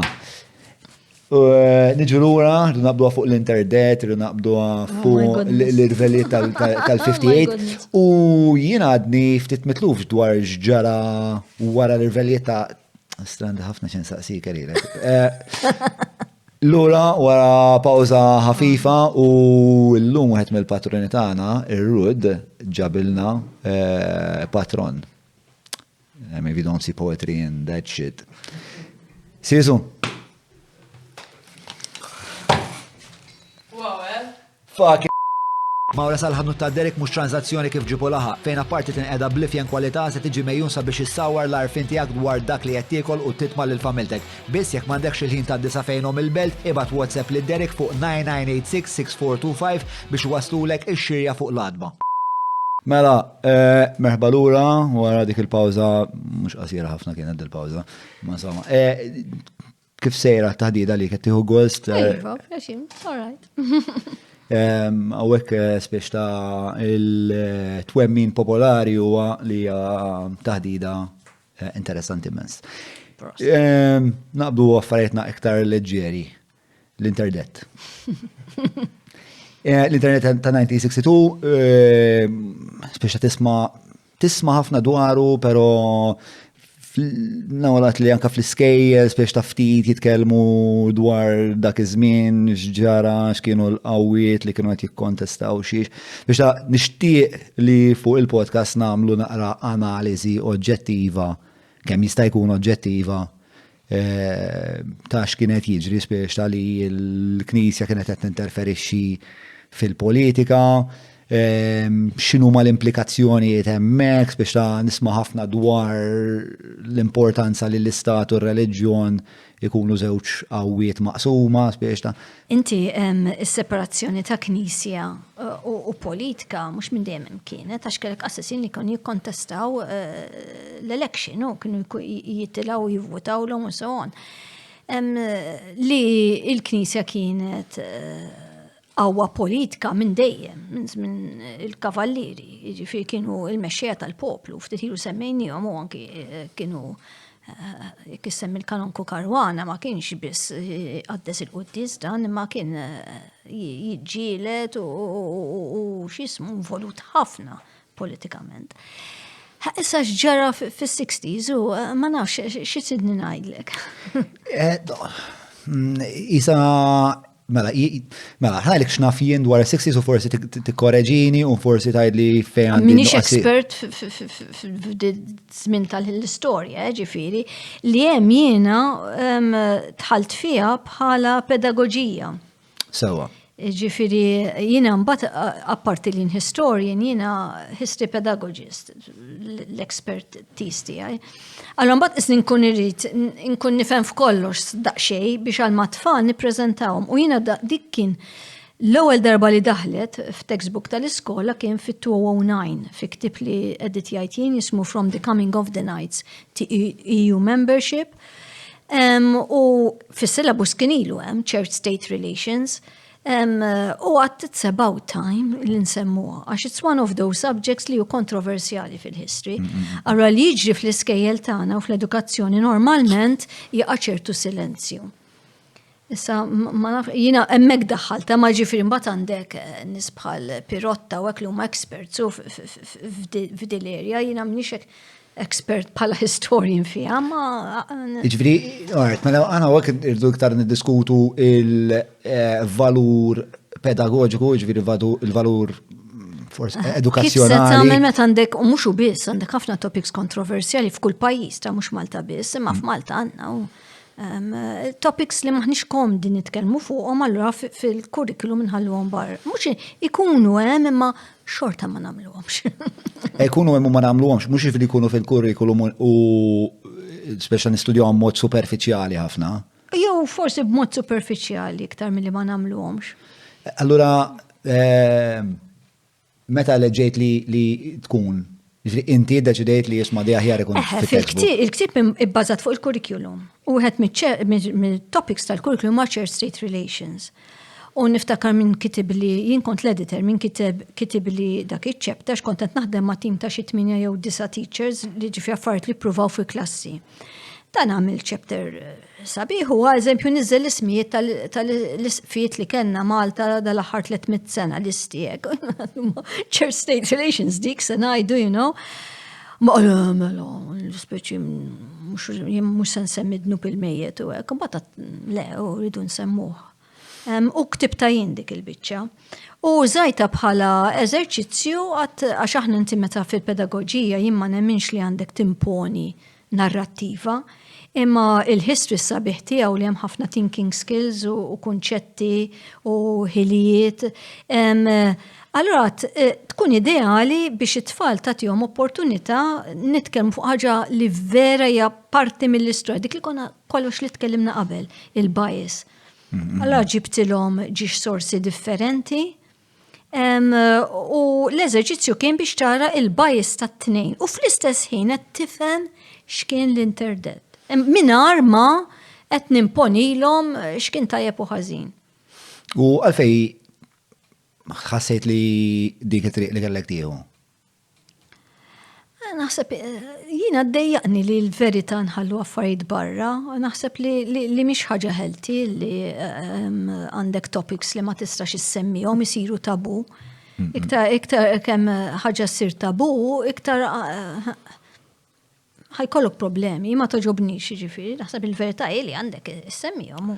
Però meta ltqajna wkoll semmejt li għandu jkun hemm perjodu fejn ċertu ħwejjeġ ma nitħattux dwarhom sakemm ikun hemm speċjal. Inti fil-history għandek problema li f'kull pajjiż dan għandek topics li huma kontroversjali. Allura teachers jinkwetaw ħafna kif se tagħmilha di fil-klassi meta għandek tfal, I mean, id-dnub il-mejjet, għandek nis in their 70s li għaddew minna, mhumiex daqshekk xi xjuħ li ma jafux ġaraw. Jekk għandek in-nanniet u hekk li għadhom jiftakru u jatem fil-klassi, se tagħmel. Allora jinkwetaw, allura jibdew jdu nsemmu fuqek u jew inkella kellek anki ta' qabel ir-riots tan-1958 dik qatt ma semmejni għandna it-troubles f'Malta tan-1980. Dik kont beħsibni nibda nagħmilha, imma mbagħad tant għax jiena ħsibt isu ma tkunx taf l-istorja se jiġri. Isu 2016, 2015 għatta wissa ħafna żmien mit-troubles tal-1980s li nextom u nafx kienu. Għat namel pekk għat-tfal, imma mbagħad troubles l-aħħar 5 snin, li mhux 5 snin, dal-aħħar insomma isu 5 snin, reġa' lista kbir fil-politika f'Malta, le, ma għamiltux, ma kontx komda li nagħmlu, għax reġa' saret too hot to handle il-biċċa. U nemmen li vera, kif għattint kultant ma triċ, ara ta' dnub il-mejtu għak no, that I wanted to do, dik importanti li namlu għu anki rights tal-1958, għadda bizzejt żmien. Imma ma tistax tajt irrit namel xaġa fil-history kontroversjali bil-fors, specialment meta inta d-dej minna. Dina għandi ħabib tijaj l-ekwivalent tijaj jaħdem ġifiri pedagogija fil-history. U darba smajtu jitkellem f'konferenza fej qal ipprova jagħmel il-Palestinian u l-Israel conflict għax dik issa kultant tiħrax, kultant tikkwieta. U kien mument daqsxejn kwiet u beda jagħmilha allura kellek teachers Palestinjani, teachers tal-Izrael u history teachers. Ħabib tiegħi ieħor għamilha vera sabiħa f'Northern Ireland fejn għamel mużew u timxi għandek nofsu red, nofsu blu, il-carpet, u eżatti chronologically xed jiġri. Eżempju 1970s, xamlu l-Unionist u xamlu l-IRA, speċi il-Catholic u l-Protestants, kull biċċa, at exactly the same moment, b'interviews maħħom, or so on. It's lovely, and I think now that can be done. U għamilha. Ġifreda Northern Ireland, as far as I know, Belfast għada hemm l-exhibition. Issa però liħor li ġralu, fil-li l-affarijiet kienu mexin tajbin, fil-li f'daqqa waħda, reġa kellek it-troubles erupting, da kien xi 2003, 2004. U qal, kif nista' nerġa' nġib dat teachers biex naraw different points of view u naħdmu nagħmlu hekk kif qed ngħidu ta' Northern Ireland, meta dawn ġew band li l-qas jistgħu jidħlu għax kien imbena l-wall so. L-qas tista' tidħol fil-klass tintaqa' iktar. Allura hemmhekk jien isni tallimt minna bdejt ngħid ċertu controversial subjects meta jkunu hot and it's going on, you need that quiet time, you can't do it. Ma sax tagħmilha fil-klassi opinjoni tiegħek, xo min jgħidlek no għandek tkun ta' kuraġġ u tagħmilha xorta. Jien naħseb trid ċertu mument fejn kollok daqsxejn distak biex tkun tista' tħares u tara l-affarijiet daqsxejn objectivity. Għadna history huwa subjective dejjem, imma ma jfissirx illi tkun preġudikat immens u tiżżomm daqsxejn issa biex tkun objective ma tistax tkun fiha. Naħseb jien il-ħaġa. Le, ovvjament, hija xaġa il-politika u Malta hija xaġa li hija emotionally charged. Kullum kien mhux Malta biss. Però naħseb Malta hija iktar speċa anke pereżempju meta tikkontrasta one polarization kbira. Ġifieri ħafna pajjiżi fl-Ewropa għandek iktar minn żewġ partiti. Allura isu dik il-illa hija aktar frammentata minn żewġ poli biss. Naħseb on the surface hekk tidher ma fir-realtà xorta left to right jibqa' u they will be polarized ara l-Amerika, Democrats u Republicans. Dawk għadhom laqset literally spiċċaw joqtlu xulxin daqs kemm ma polarized. In what sense spiċċaw joqtlu xulxin? Ta' Trump u. Dak l-ewwel president fl-Amerika li laqqas bismar l-inauguration, dak kellek periklu, kellek punt żmien qasir fejn he was going to bring down the government. The march on the Capitol building qed ikellem. Issa jekk supporters ta' Trump li huma right, Republicans, mhux Republicans kollha, ta' għandek Republicans li huma iktar moving towards the middle. Center. U tara x'jaħsbu Democrats, they're highly polarized. Però differenza hija li l-turnout tal-vot Amerikan huwa differenti ħafna. Aħna isu ma tistax taħraba, aħna il-fatt li kellna 88% ukoll kienet. We're a small country u kulħadd jaf il-xulxin. Imma eżempju jiena kont semmejt ma mx konx qed issemmi għal dik, l-idea tas-silenzju, għat li hemm we need silence, u dik kont ġibta għax insertajt kont San Sebastian, Spanja, April 2017. U inti kellek titkun taf naqra l-istorja ta' Spanja. Tista' tiegħek tkun test? Inti Spanja fin-1930s kellek is-Civil War, kellek Franco again, right, u kellek il-komunisti left. Highly polarized Spanja. U faqqat Civil War. U rebaħ Franco biex ma tlux fid-dettalji, oversimplifying. Imma tħallna Madrid, ġifiri il-headline kienet f'gazzetta li Right Church ukoll, il-Knisja kienet ma' Right. Oh, Franco was quite a fascist, ġifiri, mux ċajta, kien jgħinu Hitler, he was his best friend, għandek Guarnica, max għatċajt il-painting ta' Picasso, Guarnica sabiħa.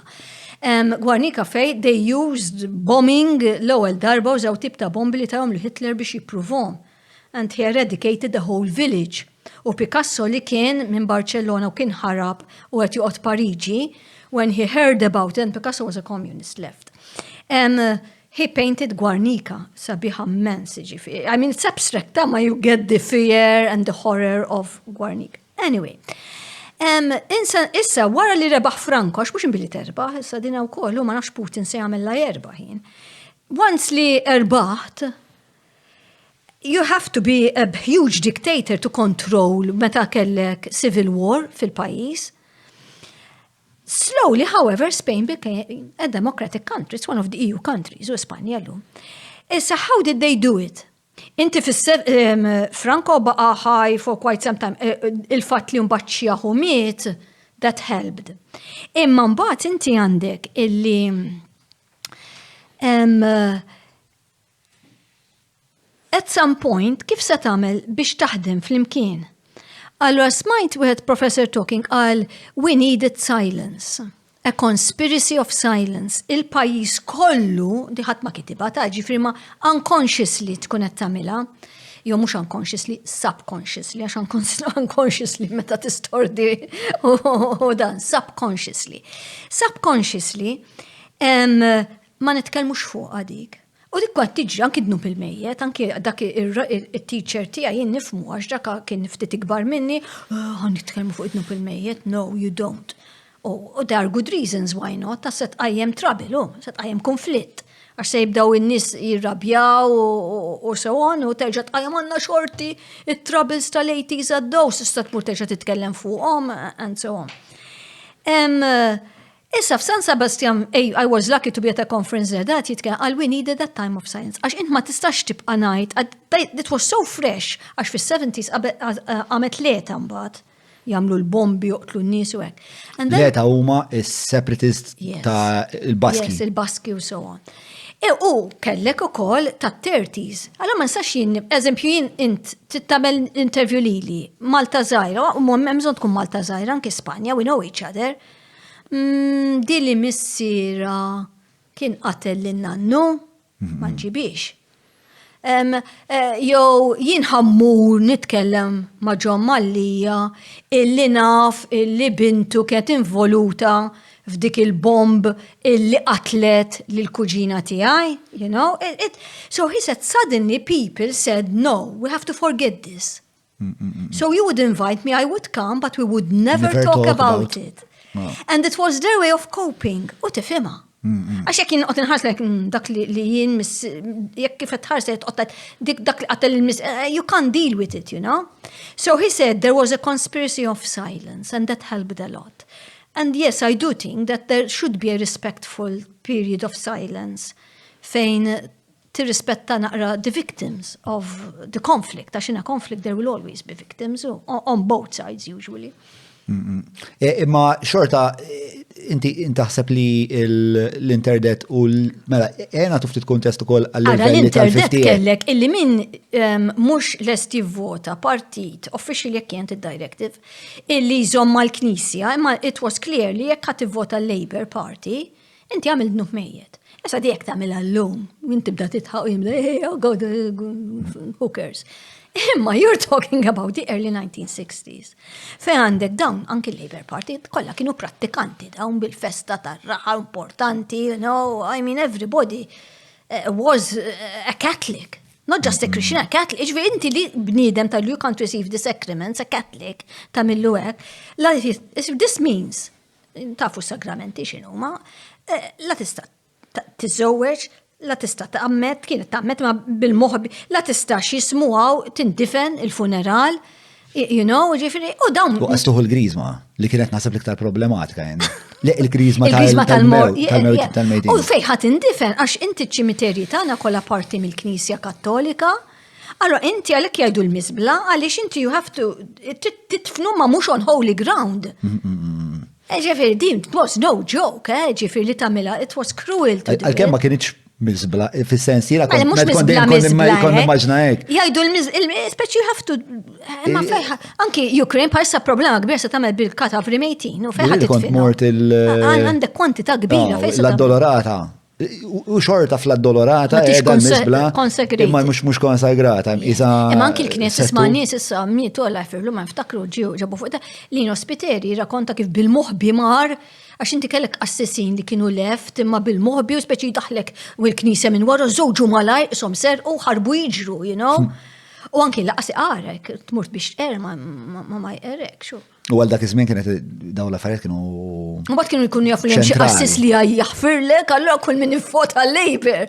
Dawk li kienu jsemmu tal-azzar, soldati, għak ma votajt il-Labour, all right, firtlek, you know, but it was a mortal sin, no, mux ċajta, dnu mejjen. Jirrabjawni naqadaw l-affarijiet istrajn, fis-sens li again, Potter li juża. Issa tamela fil-kodba tal-iskola taqbel miegħi li għandek tamela. Għax ġandek għaddin. Ija, speċa jena nasib li hija problema. Jena nasib li hija ma nasibx li kull ġerħa kbira u ħaterġa tqanqal kollox jew ma tagħmilix. Però, ara, ma nasibx li l-għallima kollha huma attrezzati biex jagħmlu biex jitkellmu fuq ħwejjeġ daqshekk sensittivi b'mod oġġettiv li jistaw jistudjaw xi ħaġa partikolarment ma' tfal fis-sekondarja, speċa hija delikata ħafna, però jiena wieħed minn dawk li nemmen li kważi kollox tista' taħseb biżejjed dwaru biex imbagħad tasal titkellem dwaru b'mod oġġettiv u fair. Għandek riċerka u jien kont parti minna riċerka xina pubblika, xina orajt semmejtlek dawk il-kodba tal-history, jina il-maġġor parti tal-riċerka tiegħi fil-pedagogija mbagħad. Mbagħad ma għandix 30 ktieb fuq il-pedagogija, ma dak ma interessa għax ikunu highly specialized għal dawk li huma training għal teachers u għal history teacher research u hekk. And I did research on that. There are modi kif ħatallem xaġa kontroversar. The worst thing you can do is tati narrativa kif għamitlek in very shortek u xaru kaza xamilna. Inti trid iġġib is-sorsi. Mux tal-em mod tradizzjonali u tati lecture. Inti trid iġġib is-sorsi kif għamel ħabib tiegħi ta' Northern Ireland. Ta' żewġ naħat.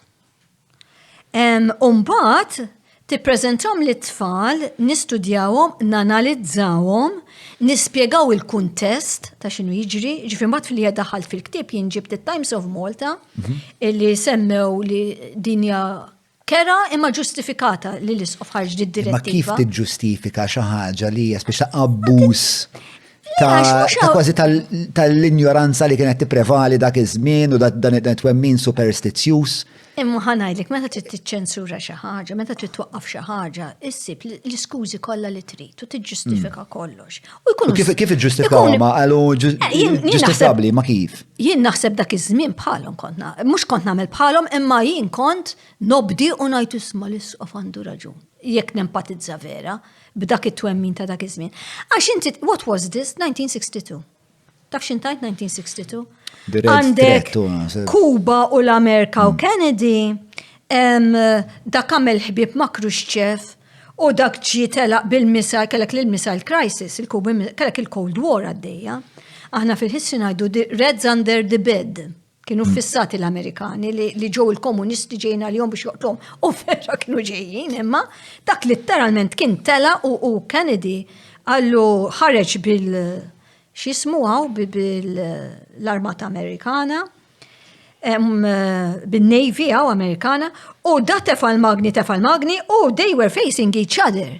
Iġu għallu jekk ħatiġi tamilom, għax inti tafal ix leħx, jekk titlaqom minn Moskow ħajdu mu 7 minutes u sejtuk ċans biex tisparraw għom u jekk tamilom l-tazzi u l-Kuba, you're not gonna have time.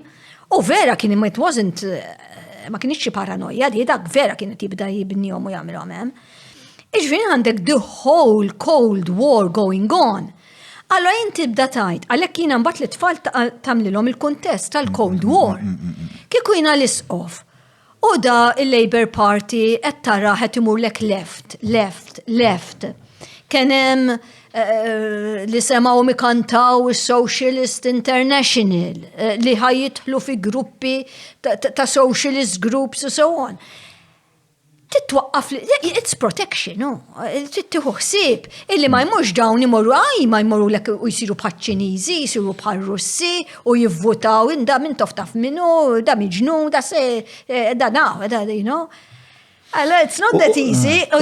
Don't kellu Inti with hindsight tajtek, probably living there, tibda tajt, would you have been one of those who skont kemm nkun superstitious biex ta' ma nafx. Tipo llum kif qed tintara tan-nejku biex tgħidlek isma' jekk qed tivvota Labour mhux se nagħmlu lek il-griżmo. Tipo xala. Ippruvaw jagħmlu afta d-divorzju, ma ħadmitx. Ma ħadmitx. Jien il-predictions tiegħi Labour dejjem il-baħar morru. Għax niftakar kont l-Italja wattulhom lo divorce will not go through. I mean 60 no, 40 yes immaġinajt jien. Mu kienu għamluha, mux għamluha, imma tiftakar boards li dnu. Kristu Iva. Exactly. I mean, Kristu Iva divorzju leġ. But this was my friend in the 21st century, so I was amazed. Fil-fatwa għajt taħmar ma' Luigi Cajani Italjan, da kien għalli ġibta so 60-40. Kif għadda d-divorzju eventualment? Landslide jew. It wasn't a landslide, 55 xi ħaġa kienet, ma ma ġietx 60 fil-kif fil-mod li ħsibt inti. No, ma ħsibx. So, issa ġifieri inti idnu pil-mejt tifhem. Hekk iġġustifikaw at times li isma' dija u teddida internazzjonali. It's reporting in a neutral way. This is a necessary directive qalu. That's not neutral. That's imposing a narrative. True Christians have to do it. U memx taħmel. I mean, if you want to protect il-moralità tal-pajjiż. L-istanz tal-komunizmu fuq il-kattoliċiżmu dak iż-żmien x'kien? L-istanz ta' xiex? Tal-komunizmu. Ġifieri li kellu minn tofi daħħal il-komunizmu qed nilabuna alternative history. Laqas left? Was l-labes. Laqas left taħseb u għara, x'komun. Għax inti fil-politika għandek is-center. Umbat għandek left, għandek social democrats li huma left but very close to the center. Umbat għandek Labour parties bħal ta' tal-Ingilterra, eżatti, dawk huma bħal Malta, u Labour Party ta' Malta. Laqas kważi socialist, socialist jirterza iktar. Umbat għandek il-communist li huma l-extreme. Ma tarax inti daħal communist fil-1960s. Bħal right, u right għandek il-right li huma l-conservatives, il-Tories, l-Ingilterra u Malta għandek il-Partit Nazzjonalista. Imma u għandek il-Demokristjani li huma closer to the center. Imma mbagħad jibda jġej l-estrem u jiġi l-faxxiżmu. Stalin was communist and Hitler was fascist. You know? Għalhekk Putin kollu jgħid inaddaf minn neonazis għax qed jgħid li they are extreme right. Jattifem.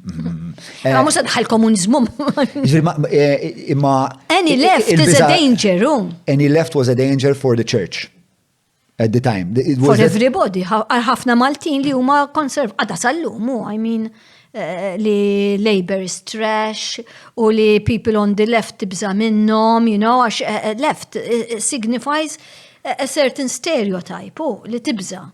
Manka the right, tipo. Anzi, jien kważi iktar inħoss, jien naħseb, u din iktar waħda mill-affarijiet li dejaqni fuq li turtani fuq il-Knisja fi żmien l-interdet, u għalli minħabba dik l-epoka u anka minħabba li kienu intransiġenti ħafna fuq ħwejjeġ li għandhom x'jaqsmu mal-xjenza jew l-affarijiet li għandhom x'jaqsmu mal-omosessuali, li għamlu ħafna ħsara lill-proġett konservattiv li jiena ċentrist, jiena wieħed minn daw minnaf joġobni l-empirizmu, ġviri jena naħseb li hemm idejat validi ħafna fuq ix-xelluk, jinnaf l-edukazzjoni, healthcare, però mbagħad għandi inħaddan ukoll twemmin konservativ, ġviri I believe in a set of conservative values, etc. And I think we need a bit of both. Like I said, u parlament għandek il-Republicans, l-Amerika mhumiex kollha Trump, I mean, got very decent Republicans. Imma per eżempju jiena għamilt ħabta nissapporti għal Bernie Sanders li huwa xellugi ħafna. Sewa, pero mbagħad hemm ħassiba tal-lemin. Le, mhux komunist. Għalkemm pruvaw ituħ dik il-label, Ġifieri, però li Turtani li l-Knisja għamlet ħafna ħsara l-proġett konservativ. Allura llum f'Malta meta semmi l-kelma, almenu fiċ-ċriki tiegħi, fiċ-ċriki ta' artisti, akademiċi, meta semmi right wing, mal-ewwel it invokes l-oppressjoni tal-Knisja u mbagħad iktar Hitler u Problema neonazis. tal-right, għax if you're conservative, fil-passat, it was one thing. The right was il-patria, reliġjon, conservatism mija, u kullum kien hekk kif qed ngħidu, ġifieri anke jekk tmur di ta' Spanja Franco was on the right u l-Knisja 100% support miegħu. Ġifieri meta kellek. Crazy. Issa, eventually bil-mod tinqata, għax it will happen, għax il-Knisja titlef il-da tagħha. Allora, right, issa ma jistax, mhux se jkollok il-Boris tal-Ingilterra u Johnson. Iżom ma l-isqofu hekk, although he's more polite towards him than possibly the left would be, the Labour Party would be. Imma mhux se jagħmel dak il-link ta' value kif kien Hitler ukoll. Hitler di 3 Ks fil-posters tiegħu qatt ma rajta bil-Ġermaniż. No. Kirch, Kinder, postok inti church, the kitchen and the home, and children, kitchen and church. Iġviri the church kien isemmija. Postok għal-nisar jgħid għaw Imma iġviri the church was important as well, ġifiri. Rajtu dak il-film Downfall? No. Le? Downfall, amazing movie. Nizlu. Fej jistudjaw l-axħar ġranet fil-bunker ta' Hitler. U Hitler ipenġuħ tipo il-ġenju ta' dak il-film li inti fil-li tempatizza ma' Hitler u fil-li taraħ mostru fil-li tempatizza fil-li taraħ mostru. U ma jġibuħx miżoġen, u għaxxieġ, veri tibda ikunet jażel il-segretarja. Kellu film directors nisa u minn tal-bidu li kellu diretturi tal-films nisa. Waħda famuża. Ma m'għandix taqsam, u kien hopp il-kelb, kien vegetarian. Apparentament tal-vegetarian. This been disproved. Kien jgħid li ċekkja waħda, kien jgħid li hu vegetarian naħseb. Jiena il-biografi tiegħu kien he was a very strict vegetarian, he would never touch meat. Because he loved animals, u kellu blondi l-kelb kien iħobbu ma' Ifimni, let's be fair with the right, kif qed ngħidu, ġifieri one of my heroes jien huwa on the right li hu McCain. I don't know, the politician, Senator McCain. For me, a golden moment kienet, ma nafx għaxrajtu, it's classic, illi kienet jgħat in a right Republican setting, meeting, bħafna nies, u għadda xieħa għatlu, who is this Obama? Għatlu, he must be a terrorist, no? And it was the gold, seta dak il-ħin jgħada, madam, yes, these Democrats are awful, don't trust him. U miflok għalla, waqaf, kienet jgħid kontra Obama, ma waqaf, u għalla, no, għalla, he's a gentleman like me, għalla, but he has different ideas about politics. He comes from the right, McCain, ġifri ma jfissirx li, jina, anki meta nkun barra, Malta, PN, Partit Nazzjonalista, is a sorry choice of words, għax kif tajdu, il-nationalist, mela, neona, la, xandu xjaqsam, no, RPN is not that at all. RPN is the Conservative Party. Mandu xejx jaqsam. Jina ħosli anka the idea of nationalism got a bad rep. Fis-sens ta' isu wieħed irid jinferixxi bil-fors li minn nazzjonaliżmu mela nobodu l-barrani. Biex ta' li n-nazzjonaliżmu jitnissel minnu bil-fors ġingoizmu. Fil-fatt naħseb li jeżisti nazzjonaliżmu fej wieħed ikun iħobb il-pajjiż u jifhem id-dmirijiet li għandu lej niesu, forsi kollu anke aktar affinità għall-wirt kulturali, eċetera, eċetera. Imma Adel kella xi ħaġa xi tajt? Le? Sbaljajt. Isma' l-irvelli nasib nisamur l-irvelli tal-58 li anka barra kont nitkellem naqra dwaru. Dak kontroversjali wkoll. X'inhi l-istorja? Dik again għadna sal-lum maqsumin. Għaddi l-istretta. Dik għadna sal-lum. Ġifieri inti ara l-history kif jaħdem. Ġifieri jekk inti you are left, setat interpretazzjoni mod. Jekk inti right, setat interpretazzjoni mod ieħor tal-irvelliet tal-1958.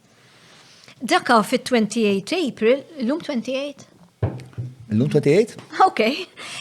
Kien xiex l-lum xie anniversarju, ġviri. Tal-irvelliet tal-1958.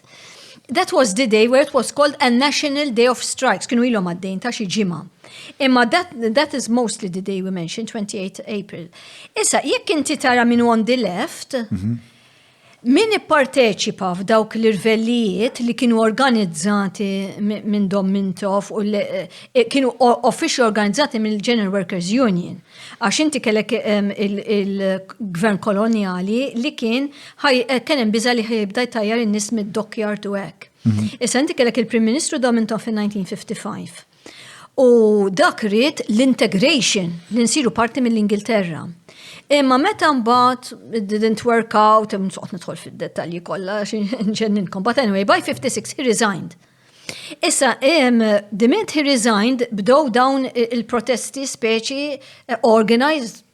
I mean, a lot of people say, a lot of historians say, again, I'm not an expert in this area, imma jgħidulek he was behind the planning of the riots. Mintoff. Yes.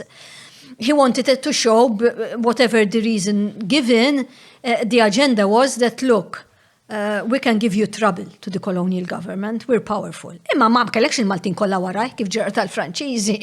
I mean, issa fil-Franċiżi il-minoranza kienu pro-French, hawnhekk kellek il-Knisja u l-Labour Party u l-Partit Nazzjonali did not support him. Kien hemm iktar partiti nismanna Strickland. Ma dak m'għandux x'jaqsam u dawka of course they existed imma f'dal-każ ir-riots ma kinux minn L-Stricklandjani ma kellhomx kienu kontra l-Stricklandjani li kienu eżempju, jiena ħanajlek ma tfal tal-iskola kif għamilta.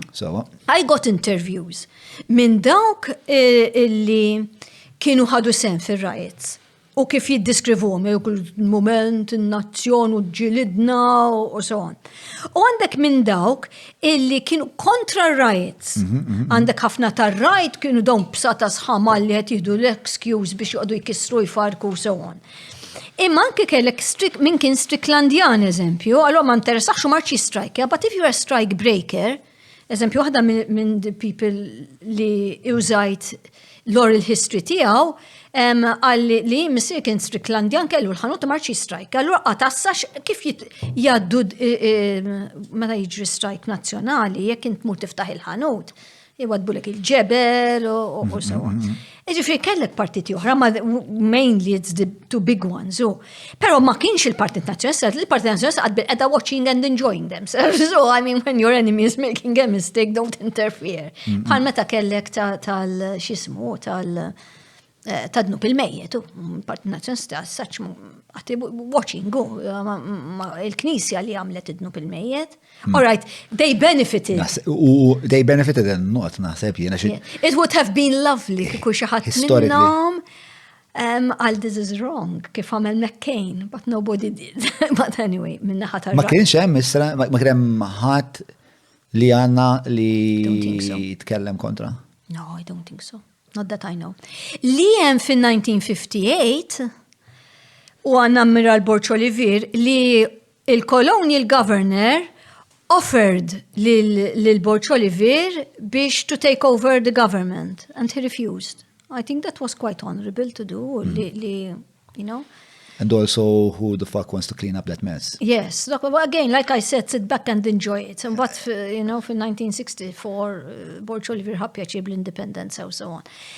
Mela ma tfal tal-iskola, I get all these, and what li namlu really physically in class, għandek il-writers u l-police, where do you think you would put yourself? Għax inti tant tibda tara raġunijiet, while, you know, this was bad, while this was good, and iktar kem you disagree in history, I said there's no truth, but the more you disagree, the more you're likely to get close to the truth fl-istorja.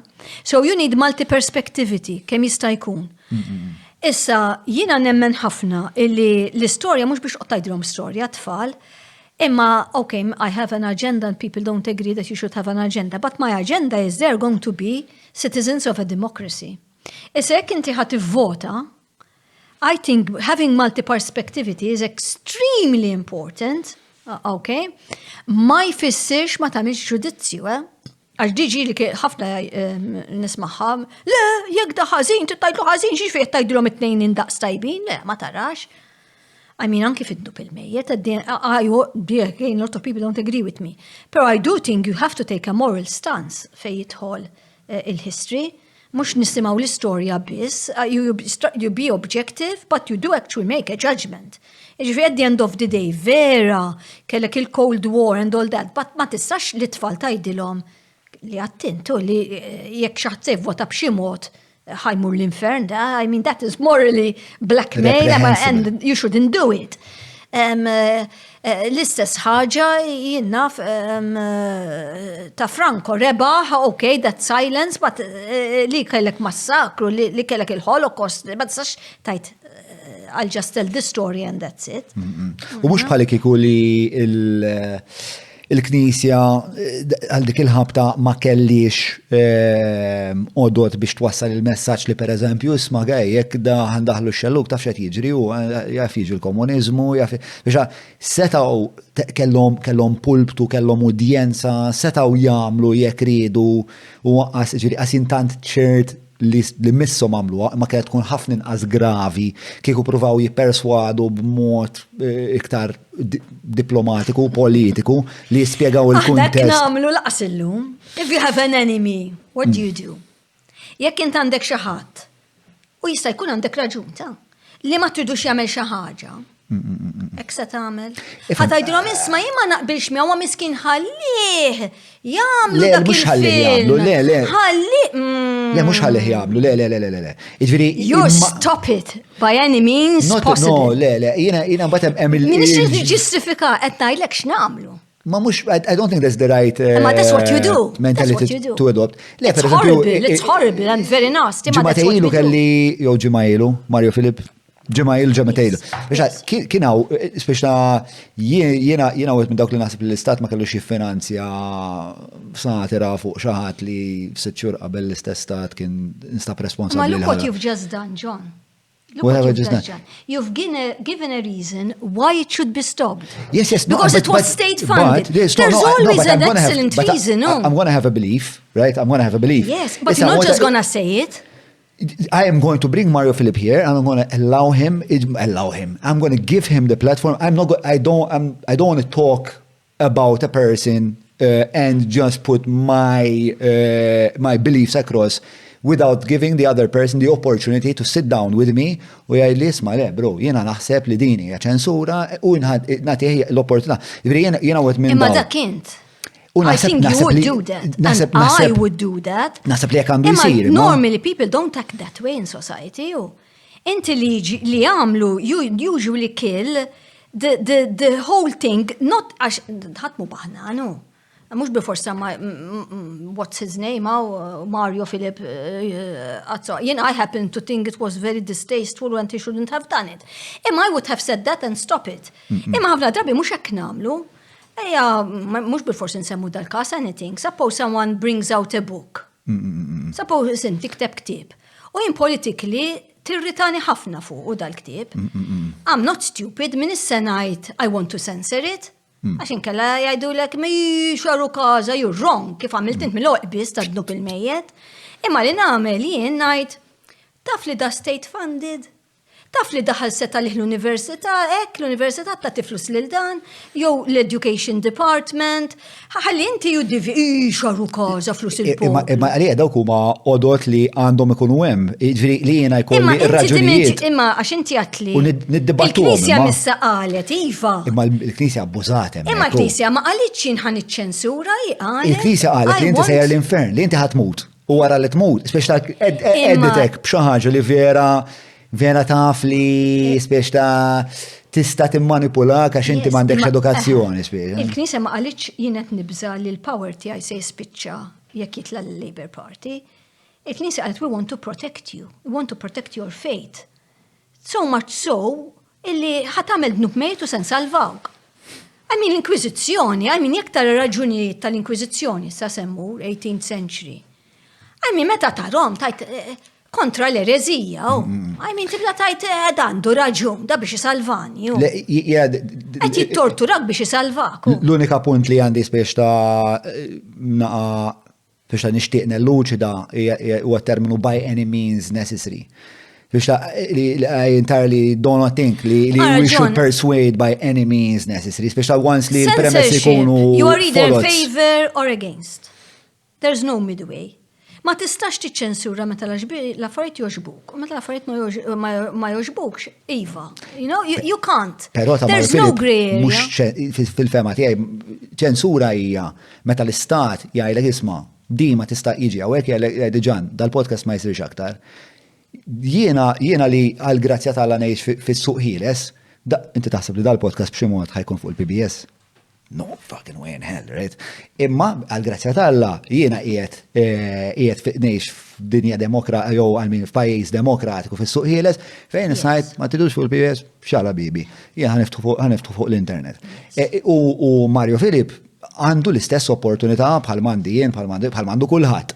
Imma jiena ma naħsibx li l-istess stat li, I think it's not correct li titfa 20,000 euro jew kemm insomma 20,000 euro it's not correct. Imma li stat jiffinanzja play jirredikola xi ħadd li sitt xhur qabel għadu kif sirna nafu l-istat kien horrible, very distasteful, and you need that nice time of silence fejn ma tagħmilx dal-affarijiet. It was horrible and he shouldn't have done it, but then you shouldn't have, once li saret, I don't think anything, you should stop it. Jien ftit qabel once li saret jiġru once li it's gonna happen, ma twaqqafix imbagħad. Once li you've agreed to it, you don't stop. Ma taħsibx li dak huwa spiex ta' il-dritt demokratiku tiegħi li nesprimi. Li nesprimi li isma' dawk flus tat-taxxi tiegħi. Biżejjed bħalma nafu spiex ta' dal-aħħar it-taxxi nfaqtuhom fuq affarijiet. That is very dangerous. That is extremely dangerous, that kind of thinking jien noħodha. Ftit qabel jien kont f'kampanja ta' Woody Allen, l-ewwel semmejt il-Tarantino, actually he's my second Tarantino, my top is Woody Allen. Issa, Woody Allen wrote his autobiography. Kien hemm il-publishing company, nsejt min kienu il-publishing company, if you want to look that up. Anyway, whoever they were, they agreed to do it. Kif they agreed to do it u xterdet li ħajkun hawn l-autobiography ta' Woody Allen, boycott, għax dak kellu xi jgħid ma' Mia Farrow. And she had accused him li he had and he was let free. Ġifieri inkjesta u laqas biss marret il-qorti. I read the whole inquest, jien my personal opinion mhux kulħadd jaqbel he is innocent. Right. Anyway,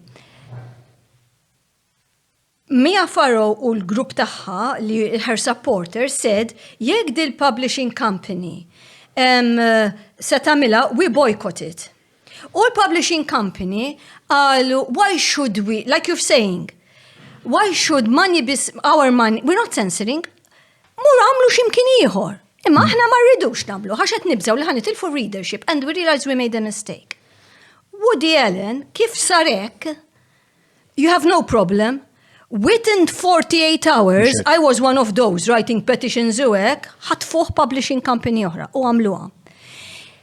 Mario Filippo Azzopardi probably jista' jagħmilha wkoll. Never, I don't really care about this case. I'm saying about how you have to be careful with the argument you told me. Imma jekk għandek student l-università illi kien se jagħmel booklet u l-università kienet tiffandjah. Jekk kien se tuża dak l-argument, you've killed him. Għaliex dak dak mhux Woody Allen. Dak kif l-Università naħħietlu il-funding, qed insemmi l-Università, l-Education Department, flus il-poplu, it-taxxi, you've censored him. So I'm sorry, I know, not even in that case, I don't accept li jekk ta' iġib li l-argument illi you don't want, jagħmilha x'imkien ieħor. You're fooling yourself because some can do it, but in a democracy it has to be equal footing. And I feel we are in an era where dak li Not everybody's Woody Allen, dak li students jibqa' ma jsir xejn. Imma għal-grazzja tagħha ngħixu f'epoka fej u again forsa nuża dal-podcast bħala eżempju. Fej tant ħelsien, tant ġiet demokratizzata għal-medja illum il-ġurnata li int għandek tfal li jiftħu pjattaformi tagħhom li b'kollaborazzjoni. L-ispeċta inti tista' tiġi indipendenti minn mill-università, tista' u naħseb fil-verità huwa l-iktar żmien fiċ-ċert, huwa l-iktar żmien fejn jista' jissawwar dal-ispirtu intraprenditorjali, eċetera, eċetera. B'xi mod jew ieħor se jasal. B'xi mod jew ieħor tasal. I mean, tieħu ħafna again, ġieri Another way of saying something is rubbish, allora not worth quality of doing it. Dak argument ieħor. Ukoll, ġifieri dak hija problema. U nkunu speċi ta' oġġettivi. L-Università jew il-PBS jew il-Radio Malta daw kollha għandhom editorial line, anka Netflix għandu editorial line, anka l-NBC kulħadd għandu editorial line, anka jien għandi editorial line, jekk ħajġi xi ħadd hawnhekk u beħsibu joqgħod jgħidli isma' jammorru noqtlu l-gays. Mhux se nġibu hawn. Taf kif? There is always a bias, a board, someone to understand, okay, what's the historical context here. Menu ta' ħaġa importanti jew sorry nara. Censorship is not breaking the law, dik ħaġa oħra. Entirely. Ġifieri inti jekk I'm not saying illi jekk jinkiser artiklu 82 tal-liġi tagħna fejn tgħidlek you can't be racist le jiena nżomm maċ-ċensura u ħallih, that is breaking the law.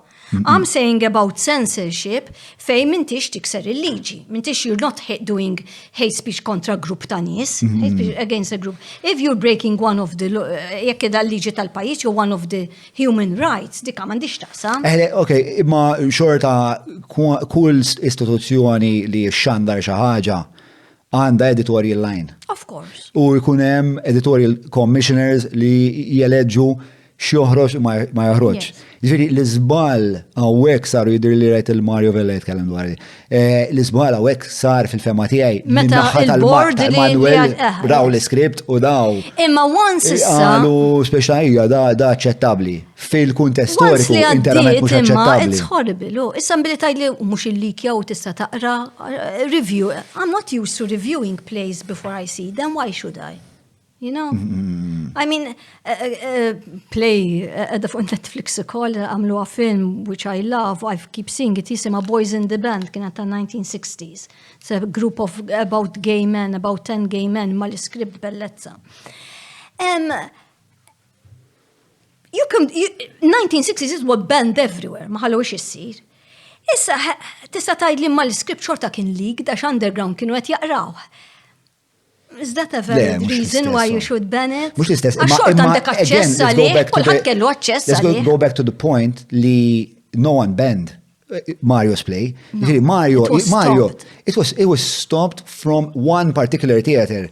As far as I know, there's 20, 30, 50 theaters. Ġifieri da jista' jeżerċta dritti għaw bħala bniedem intraprenditorjali fis-suq ħieles, jeleġġi li jikri teatru jagħmlhom imbutu. Jiena għalhekk ma jreġist l-argument ta' ċensura u jiena wkoll nifhem il-riskju li nħu jien li kolli ċerti taħdidiet li jkunu kontroversjali jew li ngħid ħwejjeġ li jmorru lilhen minn narrativa prevalenti. Jiena naf forsi kolli xi ħadd hawnhekk, pereżempju aħna hawnhekk dal-podcast jixxandar fuq Love Malta, jew forsi sponsor pereżempju.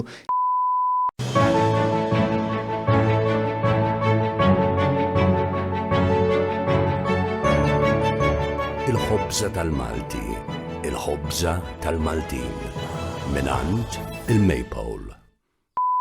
Ġifieri jiena naf il-logħba li qed naf il-logħba li qed nilab u naċċetta li jien għandi bżonn inkun intelligenti u astut biżejjed li ninnaviga u nagħmel konsiderazzjoni kollha editorjali, finanzjarji. You are very right. Illum it's close to impossible to censor people, ġifieri. Ma xort, il-kunċett li twaqqaf xi ħaġa jien. No, I don't like it at all.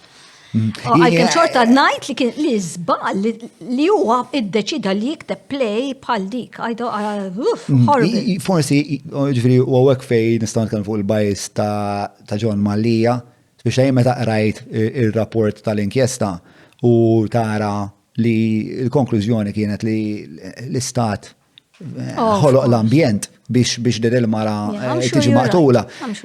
Li mbagħad nara iktar flus tal-istess ta' jisponsor, spiex għalija kienet mindfuck enormi spiex. Yes. Mindfuck is not such an academic term, but you get my drift. So listen, yours. Eileen. It's a really splendid conversation, really enjoying this. L-istorja, għalfej għana nal-muwa tfal, x'tista tispjegalna fuq id-dilemmi tal-preżent, taħsibx li l-istorja għandha tkun obbligatorja sa ċertu età biex x'inhu huma l-vantaġġi li nkunu nafu l-istorja? If you don't mind, I rewind a bit. Suppose that play xi ħadd jiġi biex jagħmilha in 30 years' time. Do you think it should be done then? Or would you still object to it? Mela, the question is, if the state decides that they're going to fund it in 30 years' time, I probably, 30 sena oħra, naħseb li That's the conspiracy of silence I was telling you about. You need it as a nation. So at the moment we need that conspiracy of silence. That's what you're saying. Imma mbagħad meta jgħaddi żmien, I mean, like I told you, b'ganġis kien nitħax mhux hawn, kind of, you know. Kif meta jgħaddi anke dnub il-mejjed, you couldn't do it. I mean, jgħaddi żmien u you need that il-mike tagħha. Skużani interrompejtek. Okay. Issa, inti saqsejtni, erġa' hu paċenza xa interrupted you, go back to your question. Kolla. Staqsejtek, mela, staqsejtek xi sitta ta' nistgħu nistaqsu ħadha. X'tistajtina l-arfien tal-istorja biex ninnegozjaw dilemmi preżenti u kemm taħseb li huwa importanti u għalfej li bħala nazzjoni nkunu nafu l-istorja tagħna. Jiena l-istorja tiskanta, oraj tajjeb li tkun taf l-identità tiegħek, importanti. Però iktar minn hekk għandha tkun fl-iskejjel imħabba dawk it-thinking critical skills li għatlek. U x'inhu t-topic? Għax dawk huma ngħidulhom transferable, jiġifieri nistat nagħlmek fuq Henry VIII. Imma mbagħad tinduna illi once I teach you how to detect bias, for example, you can shift that to La Valette, Trata La Valette. And then you can shift that to an article today for John Mallia u tinduna li min kitbu doesn't like John Mallia. I taught you the skills in history of how to detect the bias. Il-multi-perspectivity. Again, il-history imprezzabli for these very precious thinking skills, like like empathy. You imagine yourself in that position. Għalija dik il-number one, għalfej għanna nalmu l-history, għalix through it, you are teaching someone how to be a human being. I mean, you're learning how to parteċipa f'demokrazija and how to do it, okay? How to be under our shared values, li, tifhem il-ħaddieħor and all that. That is my number one, why it's so important in school. Issa mbagħad biex tifhem, ara jien bdejt nagħmellek as a historian, il-ħin kollu bdejt ngħidu għajma my goodness ħa nerġa' nsemmija. Immediately, to understand Ukraine, I was going through the French period in Malta, bdejt nġib similar, because human beings' behavior, not history repeats itself. It doesn't. Għax tant għandek variables, it doesn't. Human behavior is repetitive. Eżempju, wieħed darba kien qabat il-French Revolution, meta bdiet il-Russian Revolution, u għalmelu issa wara xahar tibda reign of terror, u mbagħad wara 6 xhur, and that didn't happen. It played out similarly ma in a very different way, mhux kif ħasebu, għax inti all you need is one variable, personaġġ differenti u jibda jibdillek kollox. Imma the way people behave, that is predictable in that circumstance, u se jġrilek jekk se jkollok gwerra u jekk se jkollok civil war u conflict kif se tagħmel u so on. So yes, history gives you those very, very important critical thinking. Issa, who you are bħala sense of identity, I mean, I actually don't like ħafna nazzjonalizmu fil-history work. I don't think particularly useful, more shared humanity, illi tara shared behavior from li mbagħad tibda tifhem, the Romans, whoever they are. Nixtaq żewġ punti. One ta' the human condition u vera apprezzajt. Kemm kont kandida inti meta bdejtajt ifhem, jena konna ngħidilhom le għalla kontra l-Franċiżi. Spiex ta' hawn ħafna nies li u jitkellem ħafna dwar Jordan Peterson jgħid spiex ta' jekk inti taħseb li fi żmien in-Nazzisti kont tkun Ġermaniż u kont toħroġ fil-pjazza u tajt le ta' l-Luther ma proteġuhom, kont tagħmel zik. And that magic word li hindsight, bil-Malti ma nafx x'inhi hindsight, I don't think there's an equivalent. Ħares li l-patata. Hindsight qed tara x'ġara qed titkellem għax taf x'ġara. Fuq in-nazzjonaliżmu jiena qiegħed fuq ix-xadba, I'm on defense. Jew qiegħed fuq id-defeat. Imma fis-sens ta' meta nsifer u nara ċertu soċjetajiet li jogħġbuni kif jiffunzjonaw, nara li jkun hemm da l-element ta' irbit ma' legat jew il-weird storiku tal-pajjiż. Per eżempju, reċentament semmejta fuq il-podcast ma' Messier dal-aħħar mort Puy de Fou li huwa dan familjari ma' Puy de Fou. Puy de Fou vera interessanti, man. Puy de Fou huwa dan ir-raħal l-naħa tan-Normandija fej seħ l-ikbar massakru ta' żmien ir-revoluzzjoni fejn mitu għandna xi 300,000 ruħ, ġifieri. The Reign of Terror. Kienet ġifieri fermar minn Pariġi. Imma ġo da Puy de Fou huwa villaġġ fej l-abitanti tal-villaġġ 3 darbit fil-ġimgħa jagħmlu da show ta' 3,000 ruħ li jagħmluh kollha in-nies li jgħixu f'dan ir-raħal u jagħmluh b'xejn. Imma il-premju jew il-ħlas tagħha huwa li għandhom mbagħad servizzi ta' edukazzjoni aħjar, gyms aħjar, eċetera, eċetera. Ġifieri daw għamlu qisu dal-kuntratt soċjali bejniethom li qalu sma' aħna ħankomplu ngħidu l-istorja tagħna flimkien għax l-istorja tagħna importanti. Ħaninaqdu bħala in-nies ta' dan il-popolazzjoni ta' din ir-raħal u ħanikollaboraw flimkien. U dik il-kollaborazzjoni mbagħad tnissel minnha ħafna dmir ċiviku li jien inħossu ġifieri jinħass id-distak fid-dmir ċiviku li tara pereżempju Puy de Fou u li tara Malta. U naħseb li il-fatt li inti jkollok identità u tkun gburi b'dik l-identità. Malta għandna nationalism kemm tridu. I think we have a very distorted, I think we have a nationalism rooted in kind of like stupid ideas. Of course. Taf kif, u għax ma nafux l-istorja tagħna. Taf kif? Ma jekk issaqsi l-irħuli u l-festi, l-istorja jafuq so meta saret il-vara u l-festi u għandek patriottiżmu kbir. Kbir, ħafna.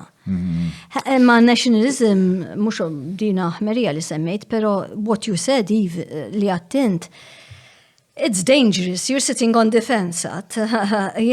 Nationalism can be very dangerous to play about with. I don't think it can be. I mean, li tkun taf. Inti għax tinferixxi li n-nazzjonaliżmu jiġifieri nobot il-barrani, għax jien dik id-distinzjoni. The stereotyping bin-national, għax inti one of the most primitive instincts huwa us and them. Sure, yeah, 100%. Aħna u intom. Which was good for our survival as a species. Imma the more sophisticated you get, the more tittoħroġ barra minna dik u tkun sofistikat biżejt li tinduna illi minna DM story ħaraf titilu rajta u ġrat a few months ago, mux a few months ago, very few years ago, dan għal kim manna natjaw li kienet f'Auschwitz. She's in her 80s now. She was actually in Auschwitz, one of the few survivors. U waqfu xi żewġ Ġermaniżi u saqsew għat-triq u għatom ħan wassalkom jien, waslathom is-supermarket fejn imma alla my goodness, alla how could you a Jew who suffered Auschwitz be so nice and friendly? Għandu konsidintom jieklu għandha. Għetlu mella dawk it-tnejn għandhom x'jaqsmu ma' minn batni l-Auschwitz, you know? Issa nationalism stops that sophisticated thinking which dawk il-ġiex żgħażagħ in their 20s. Twildu 20 sen ilu, kif ngħidu I have socks which are older than 20 years. Dik ix-xi ħaġa dak mimsiken x'għandhom x'jaqsmu ma' minn batlili l-awl. Imma with nationalism, all Germans are guilty. Le, ma naħsibx jiena Astja. Jiena mhux hekk nara. Jiena nara li billi jiena nħobb in-nazzjon tiegħi ma jfissirx li nistmer in-nazzjonijiet tal-oħrajn. Fis-sens jiena ħobbu l-podcast, imma ħafna affarijiet oħra li speċla tipo m'għandix problema b'ħaddieħor li għandu podcast jew b'ħaddieħor li jagħmel xi affarijiet fuq social media. Imma mbagħad ma jistax ikun hemm il-biża' illi jekk xi ħadd se jiġi jibdillek is-soċjetà tiegħek you see him as a threat mill-ewwel.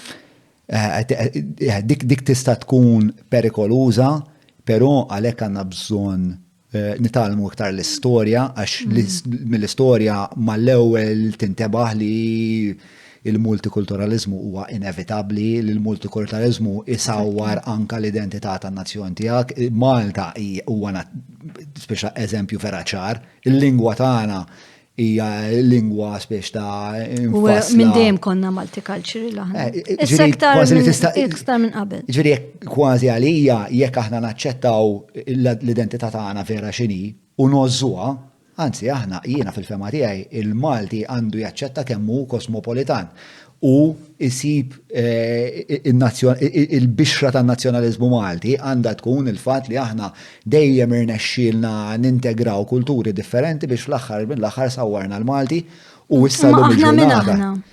Aħna l-Malti, speċna diki aħna minn aħna u dik hija l-isfortuna naħseb parti mill-isfreġu li qed naraw li speċna il-mod kif il-pajjiż qed jiżviluppa mingħajr ruħ għax ma nafux minn aħna. Allura qisu meta ġiet il-kultura neoliberali minn barra bħalma marret kullum kien. Imma issa Malta peress li ma kellniex l-identità bħala sur li speċa tiddefendi kontri jew li tista' tilqala jew tista' tinnegozja magħha biex neoliberalizmu over kompletament kemm dal-assedju li jkun kompletament suċċess. Kont dal-aħħar għatlek kont nżilt Weymouth fin-nofsinhar tal-Ingilterra. U inti tara hemmhekk hemm mela kien hemm fan park u kien hemm għandna teatru, kien hemm sinema, imma kollox fil-kuntest ta' għandna l-Ingilterra inti tifhem meta tkun Weymouth. Nazzjonaliżmu, inti tapprezza l-history. Kif ħadd tapprezza jekk ma tħobb. Anke jekk mhux tiegħek xorta waħda, I mean, jiena ħdibt fuq proġetti fejn konna naħdmu fuq sites li m'għandix naqsam magħhom, ġifieri kont Bristol u ħdimna fuq id-dock area ta' Bristol. Jekk inti tħobb l-umanità, il-passat huwa ta' kulħadd, mhuwiex biss tan-nies li jqogħdu Bristol. Dik titta. Issa inti l-Maltin tal-lum, by the first generation, dawk huma l-Maltin tal-lum. Allura se nagħmlu issa, jekk issa jiena teachers fl-iskola jgħidu li għandi tfal li dawn literalment waslu l-bira fuq id-dajes u hekk Malta, but they are the new Maltese, issa l-Maltin. Allura se nagħmlu, dak m'għandu l-ebda connection la mal-ordni, la mal-19th century, ma mal-Enric Mizzi. Allura ġifi se jibda jaħraq kollox, le. Inti love of the past tal-umanità kollha. I mean, li inti fejjat any artifact ma tkissirix u ma tarmiex. Interament. Imma mhux nazzjonaliżm is very localized. Allora jien jekk issa jiena Bulgaru eżempju ġejt noqotaw. Jiena nieħu pjaċir li nixtri flettas li mar wherever xippurtani mingħajr id-dut inżomm liħe jimpurtak mhux għax inti kontaw fin-19th century u għax nazzjonalist Malti, imma because the past is precious to understand our common humanity. And our common morality as well, which I believe in. Speċa jien nemmen ħafna f'narrativi li jkunu f'kunflitt wieħed mal ieħor, ma fl-aħħar speċa mhux fl-aħħar insomma, dejjem tinstab riżoluzzjoni oħra. U forsi mhux qed nifhmu l-istess b'nazzjonaliżmu u forsi jien ukoll qed inkun klementi wisma' nazzjonaliżmu, però inħoss li jrid ikun hemm xi xorta ta' grupp għaqda enerġija narrativa li ikolla lan tagħha li tippreserva dak li huwa tajjeb li tippreserva minn dik il-kultura partikolari. Jo, għandek raġun 100% żgur mhux semmerik fuq hekk. Mela, ħanajdlek, la darba tajtni raġun, ħanieħdu break qasir ħafna ħalli issa ngħaddu għal mistoqsijiet tal-patruni grazzi għal Maypole. Mawra sal-ħadnu ta' Derek mhux tranzazzjoni kif ġibu laħa, fejn apparti tinqeda blifjen kwalità se tiġi mejjun sabiex issawar l-arfin tiegħek dwar dak li qed tiekol u titma' lil familtek. Biss jekk m'għandekx il-ħin tad-disa fejnhom il-belt, ibad WhatsApp lil Derek fuq 9986-6425 biex waslulek ix-xirja fuq l-adba. X'għaddili punt ħafif me moħħi, mhux digressjoni. Kemm fuq ta' nazzjonaliżmu għax inti interpellajt ħafna l-istorja tal-Ukrajina. Naħseb li ir-raġuni għalfej l-Ukreni qed jiġġieldu b'mod daqshekk qalil huwa wkoll għax għandhom nazzjonaliżmu kbir. Il-mistoqsija hija fejn il-patriottiżmu isir faxxiżmu. Li mija spiex ta' li mija l-modija li wieħed m'għandux jieħdu. Mela, qabel ma nibdew nagħlqu l ħannet għandna ktib għalik mingħand l-aġenda u ta' bilħaq il-ktib tiegħek huwa għall-bejħ mingħand l-aġenda wkoll ħanitfgħu il-ħolqa fil-caption u daw l-affarijiet kollha li ta' boomer li ma nafx eżatt x'inhuma. Imma kemm tafsu fuq il-ħolqa u l-ktieb Once Upon a Time in 1798, 1798, 1799, 1800. Thank you. Ma dan huwa ktib għalik huwa il-forma tal-ilma. Ktib divertenti immens. Antoinette Borch. Antoinette Borch għamlet it-traduzzjoni, hija mara vera. Andrea Camilleri. Mara vera. Forward to reading it. Ta' zokkol. U Andrea Camilleri mhux fil-fatt Malti, ma nafx inti familjari ma' Andrea Camilleri. Ebbit, mux ħazin. U wasqalli, wa kittib sqalli li jitkellem. Għadu kif miet miskin. Jiena l-injonanta għek. Għax ma sirt naf dwar Andrea Camilleri ġviri 3 xhur ilu u mbagħad Antoinette Borch li wkoll ġili tgħinni b'xi traduzzjonijiet jew tagħmilli proofreading. Għalt isma' li jiena ġili traduċejt kodba tiegħu, batetuli u vera divertenti u tara kemm aħna simili tal-isqallin. Prost. Mela, issa, il-patruni jistaqsu, miġuba mill-Maypole b-27 ħanut f'Malta għawdex kull l-jum sasibu Hobbs Frisk, Hobbsa tal-Malti, ta' vera tqarmeċ u radba fl-istess ħin. 22581 biex jgħinnuk u jiddereġuk li mu l-aħjar Hobbs għalik fost ħafna ħwieġ oħrajn ġviri relatati ma' jekk għandek xi intolleranzi, eccetera. Mela, il-patruni daw ta' wara huma patruni imma wkoll qabel ma tiġi inti aħna nħabbru minn ikun ġej u nagħtu l-opportunità biex dak li jkun jistaqsik xi mistoqsijiet. Mela, din hija l-mistoqsija mingħand David Grech li by the way, David Grech huwa dak li għamilna tiflil miegħu fuq ir-riżultati elettorali. F'sistema edukattiva għallek David formali, fej sfortunatament għandek il-luck of the draw fuq skola, għallim jew edukatur u sistema li tipprova tpoġġi l-tfal kollha ġo kaxxa waħda parametri riġidi. X'taħseb li jista' jsir bħala soċjetà biex noħolqu ambjent fejn uliedna jistgħu jimirħu u jiżviluppaw it-talenti tagħhom?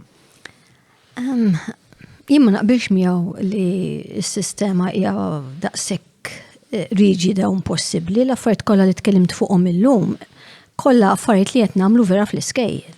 Jiġifieri jekk qed nagħmlu multi-perspectivity, jekk qed tagħmel dal-ħiliet, daw kollha trid pedagoġija vera komplikata biex tagħmilha u qed isiru. Jiġifieri jiena dawk l-eżempji ta' veru mill-iskejjel, mort ipprovajthom f'skejjel tal-istat, privati.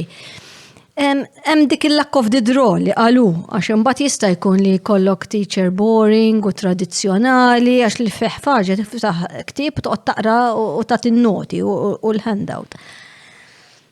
X'tista' tagħmel? Iktar training ta' teachers so irid ikun hemm, iktar funding lejn l-edukazzjoni li inti money talks, jiġifieri li jkollok. Ma jekk konna l-funding fiex nużawh kieku?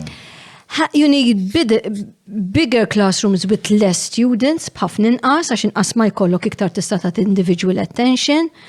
Trid pagi ta' teachers tajbin ħafna illi you get the crème de crème li jidħlu għal l-education u fil-pedagogija.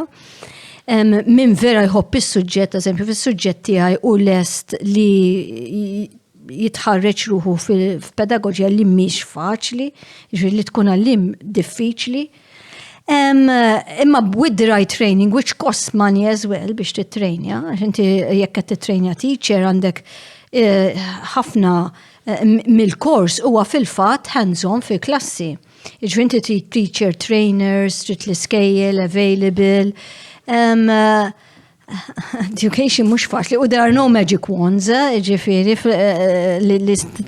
xejjirhom hekk u everything falls into place. Ġifieri how a person achieves in life għandek variables immense li ġimiex l-iskola biss, although that does play a part to teacher recall. All right. Satisfactory answer, I would say. You need specialists, that's for sure. Ma jistax ikollok nies ġifieri li jgħalmu li m'għandhomx taħriġ kif se jgħalmu. Il-bilita fil-kontenut jista' jkollok PhD fil-history u xorta ma tafx tallima. Ġifieri inti xorta trid tkun taf, eżempju dawk l-eżempju ġibtlek domt snin biex bdejt nar kif ħanamilha ħajġibu multi-perspectivity, kif ħatamel controversial subject, kif ħatanalizza source, kif ħatqatta u kif ħatamel supportive thinking li ngħidu. Imma dawk għamilthom vera fl-iskejl tagħna, ta' ġifieri affarijiet tajbin qed isiru, I'm not the only one, ġifieri fil-fakultà tiegħi. Hemm l-ekwivalent tiegħi fil-matematika u kollha nies professur li ħadmu u naħdmu jien xogħol jien kost nallem, ġifieri ma nieħu miegħi teachers trainees jarawni nallem u mbagħad jikkupjaw lili nirranġaw nitalmu flimkien għaliex jien nafżhom l-lesson tista' tkun falliment mhux billi qed nagħmilha jien. L-aqwa li tipprepara, jekk tipprepara ħafna iċ-chances huma li tkun suċċess, imma tista' ma tkunx għax tkun ħadd żball, you overestimated, jew you underestimated it-tfal, you know. It's not easy. Jien naħseb ukoll hemm l-walk x'imkien fejn tiltaq il-pedagogija tiltaqa' ma' mux l-intratteniment, imma peress li it-tfal l-lum huma esposti għal ħafna ħwejjeġ ta' intratteniment, video games, music videos, films, spiex ta' il-level ta' nies li qed jippruvaw jieħdu l-attenzjoni ta' tfal huwa oli ħafna, spiex aħna dak fi żmieni tipo fl-erba' kont tara li Benji, mbagħad Mejla Xiro, mbagħad daqshekk spiċċa spiex. Illum il-ġurnata il-ħin kollu qed jiġu stimolati minn nies li l-professjoni tagħhom huwa li jiġbdilhom l-attenzjoni. U naħseb fil-klassi hemm naqra bżonn iktar ta' trawim fi storytelling, performance, il-wirja kif tkun, kif tippreżenta ruħek. U naħseb pedagogija, that's what I do. I train people how to do what you're saying. Good luck with that. Kif inhi l-konkurrenza għall-istorja naf l-tifel tiegħi bħalissa timur minn taslima timur ħaddingli biex jista' jkompli l-history. Sfortunatament ma setgħux jaqdu klassi ġewwa Pembroke. Di mhux mistoqsija tal-patronis tija. Mbagħad tgħidilli privatament. Mela, Lino Apap jistaqsi l-istorja jgħid l-istorja ta' affaxxinani u nara ħafna paralleli illum ma li ġara fl-modi. Kemm qabel u wara l-invażjoni Russa u speċjalment l-imġiba ġentili u radba mar-Russja mill-mexxejja tal-punent, taqbel miegħi li hemm xebħ qawwi mal-politika ta' appeasement li wrew Chamberlain u Daladier ma' Hitler fit-38 u snin ta' qabel, jekk wieħed imur lura madwar 20 sena naraw li Russja involuta fiċ-Ċeċnja, Ġorġja, Krimea, Sirja u issa l-Ukrajna. Qed naraw li Russja tifrex influenza tagħha fl-Afrika u kol fl-Asja, taħseb bħal li hemm xi kbir bejn il-politika espansiva ta' Hitler fit-tletinijiet u kol mal-espansjoni tal-Ġermanja fl-Afrika qabel l-ewwel gwerra dinija tal-1914, 1914. Kem baqna 5 sigħat oħra biex twiġiba dik ma Bro, jiena Però li ngħid hemm parallels u kif għadna u appeasement ukoll, però li naħseb ġara inna 70 sena nassumi li issa li bniedem jidħol ġo pajjiż sovran f'daqqa għaddik qatt mhux se terġa' tiġri, I mean konflitti ħajkollok. Imma li għandek pajjiż demokratiku u li sejxa, u Putin, I mean, inna nafu Putin u jina fit-2019 kont St. Petersburg, konna all-right nafu li speċi, maktar bħala joke u speċi, ma he looked fairly normal. Fil-fat ħafna nis bdew jgħidu dax ġaralu. Nobody expected it li se jagħmilha. Jina għandi Tamara Eidelman, ħabiba tiegħi, għandha isu program ta' Radio Moscow. Ila dita Navalny li huwa l-oppożijat il-ħabs bħalissa dak li kien għamlu l-poison. Mara fejqela, jena f'nina. Tamara Eidelman toqgħod Moscow u kienet for the past 10 years din kella podcast, mhux podcast, kienet tagħmel radio program. Kien ikun bir-Russu, ġifieri jiena ma nifhmux, imma ġie kienet tela fuq il-Facebook u tagħmel translation. And it was memx ċensura ta' xejn, ġifiri follower ta' Navalny, jamlu l-protesti, u istess ġili waqt il-radio, bada xaħat għalla speċi, t-nerġu morru għazmi l-komunizmu, xafej, fi zmi l-komunizmu għat t-tkellemek, jispiċċa labs. And it gave a false sense of security. Iġvi dal literalment imbidel. He was not the same person. Li Navalny ġi avvelenat, nasib hemm. Imma that escalated very fast. Iġvi di l-ħabiba tiegħi issa fil-liet jagħmlu l-protesti u she's used to them għandha ritrattu tal-ħon fuq il-Facebook. Ta' waħda waqa' silenzju, u mbagħad ċempiltilha jien u għalt li la Spanja. Ġifieri I don't even dare stay in Moscow anymore. Iġri dawn l-affarijiet inbidlu very, very fast. Iġifiri di l-espansjoni u misnandunajna, I mean, people were caught unawares. Issa ma di Spanja fil-fatt she moved somewhere else, għaxet tibza. Imma radio program zammitu, ġifiri xis edha xander xorta wahda. Ġumu veru xej li nistarru samme fuq xinu jiġri. On her Facebook page jini belħuni għalix they do right against Putin work still, but it's become extremely dangerous, and it happened very quickly. Issa, il-correlation li għalt ma' second wave, was it appeasement only? I mean, it's very complicated, u da aħna badna fuq seq wahda. U set għamil? Għamil l-ek bieċa bħal dik f'daqqa wahda, this was unimaginable. U naħseb hija unimaginable u koll, għax naħseb il-bniedem mamul bċertu mod li kważi l-affarijiet li jixtieq ma jseħħux jipprova fem li l-nifsu li jisma di mux razzjonali tal-li se jiġri. Ejja ma naħsbux, u naħseb li il-paragun ma' Chamberlain għal-kem mux forsi eżattament l-istess. Naħseb hemm paraguni li wieħed jista' jiġbed. Kewet jgħedu lew jgħaddaħal Franza ma hemmhekk taħaj ħafna speċi. Imma inti again tifhem anki Chamberlain Benelti ma x'qed smajt bih, kummedjant Ingliż. X'ismu? Benelti mela. Dakka kien dejjem jitħab Chamberlain kellu komedi ftakax għamil żmien konu qod Londra jien. Kien dejjem jitħab peace dak ħasbal niżel mill-ajruplan għax taf l-istorja li Chamberlain ma jkellem il-Hitler dak qallu peace in our time. U da Benelti kien daħħaq li dak ma femux dak li qallu I want a piece of Czechoslovakia, piece of Poland u ħaseb li qed jgħidu I want peace. I don't blame Chamberlain. Chamberlain jiftakar il-First World War just 20 years before. A lot of young men in their 20s and younger. He was already quasi middle-aged meta kellek il-First World War. Għat fħajti marrit nerġa' nara First World War. And First World War wasn't justified at all why it happened. Issa bat f'daqqa waħda tħatemmen li a head of state he was voted and he was elected Hitler. Hitler was elected, ġifiri mbatt baqa hemm u ma niżilx u qatel l-opposition. But he was voted in. Ġifiri Chamberlain marmra li ħed ikellem din hemm normali. Jien naħseb dik il-paralleli li issa rridu nibdew naċċettaw. Mhux issa nibdew, imma our human beings, on the whole, normal people are acting normal ways. Anki dawk li speċi, I mean, għax għadna left to right. Eżempju, meta kont Londra, fi żmien Margaret Thatcher. u kont ndaħħa u ngħid kontrija, ma at the end of the day you're dealing with the same person xorta waħda. Ma timmaġinax li ma grittax imbagħad se tagħmellek il-guest chambers u tibda toqtol in-nies. Jiġifieri x'inhi s-sitwazzjoni, it's within a box li tifhimha. Imma dan, I mean, but Hitler was not normal. And I think the parallel should be that you are always going to have psychos who are going to work outside the box. U meta dawn qed jgħidlek I want peace u taħ il-karta iffirmata dak he was used to the usual diplomacy. Imbagħad li xi ħadd jiksira vilment hekk jaħsdek, you know? And then yes, then I'm sorry you have no choice. You have to stand up. There's no, so that, yes,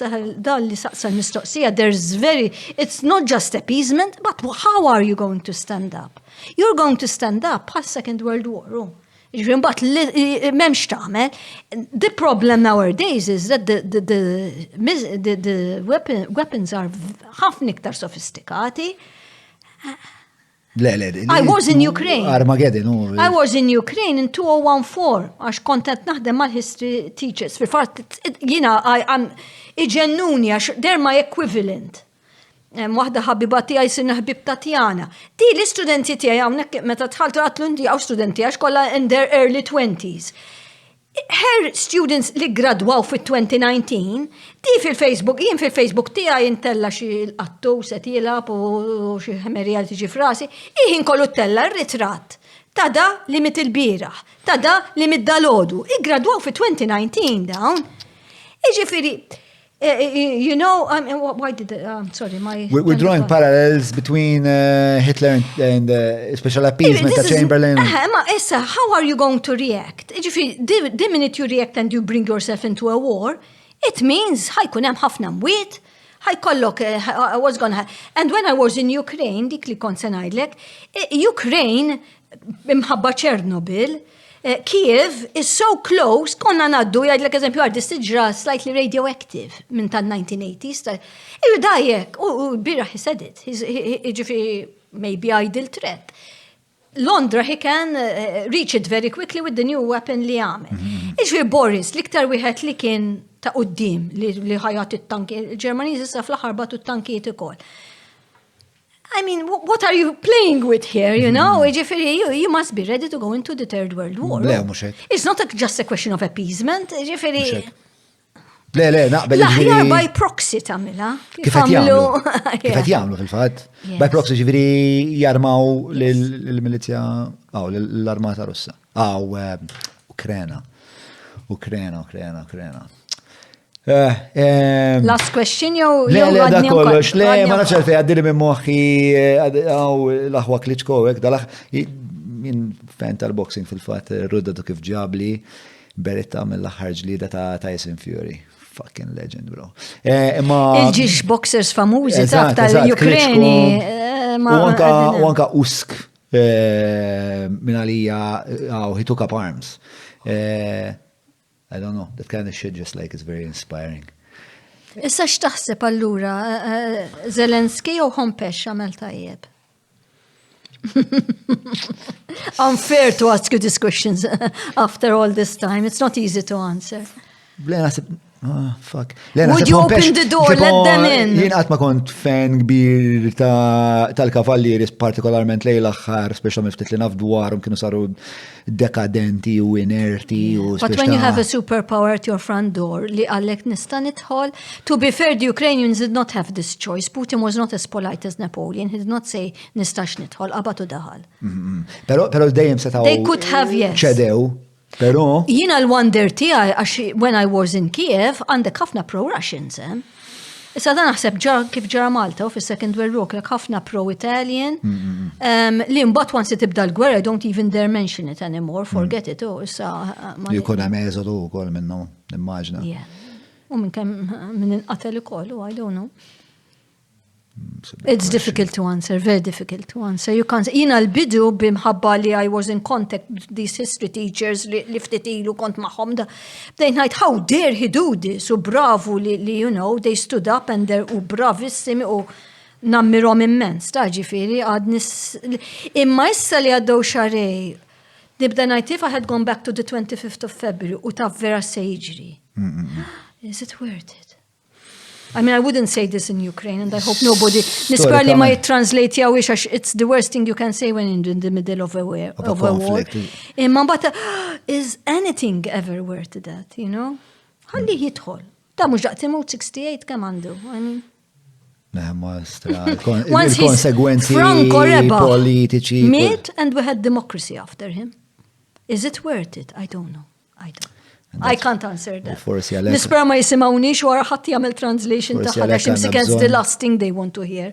Ma you don't want to give up fil-moment meta jgħat fi gwerra.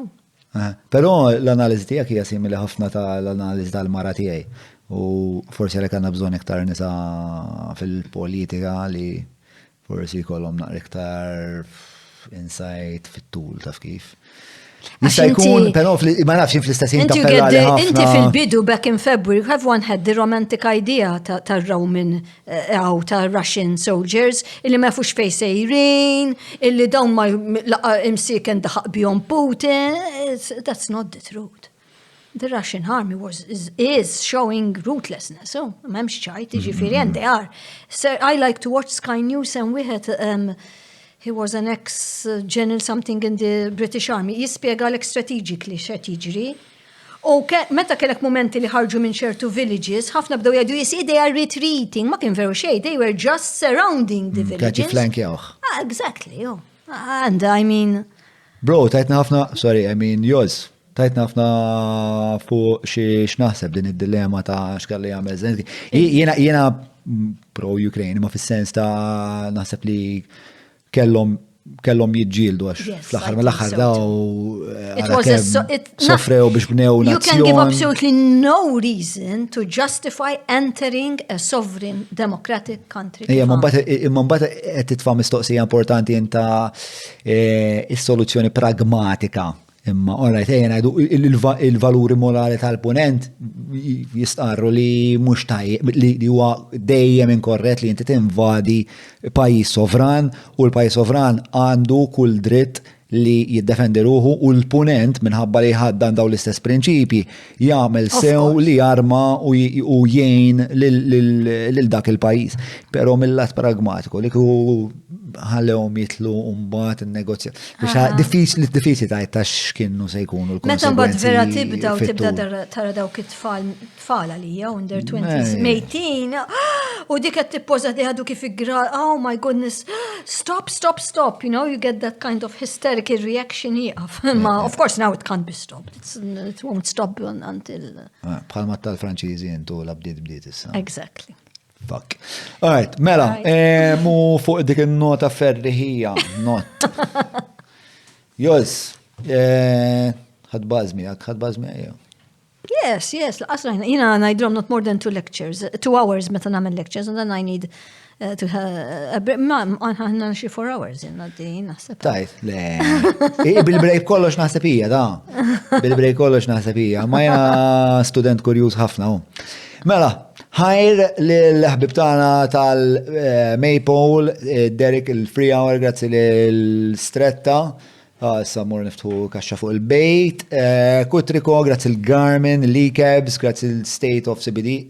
Nasib santi jenna bżonna u Likebs minnu fiħ. Għet nimmaġna kajli. Grazzi kol l-Shoulder Compliance, palsa Charles għet jgħamil sensiela ta' blogs fuq il-page tijaj li iġib li sem ta' flus nefasti, ovvjament għawek għet jitnejjek bil-fat li jena nuża l-kelma nefasti li miex edha fil-lessiku Malti maġġon inserta għala bibu. Grazzi kol l-agenda tal-ktib, ma ninsewx li l-patruni intu għomu kol kopja ta' il-forma tal-ilma. Ħajru kol il-patruni tana, il-leġendi li huma l-patruni tana, patreon.com/ġomma li għajt tixtuq tkunu maħna fl-studio, il-parti kompli anka wara it-taħdida, u nfakkarkom li din it-taħdida qed tiġi mxandra wkoll fuq il-Lovin Malta. Saħħit, il-lejli tajjeb, narakom id-dieħla. Grazzjuż. Thanks. Thank you very much. Pjaċere.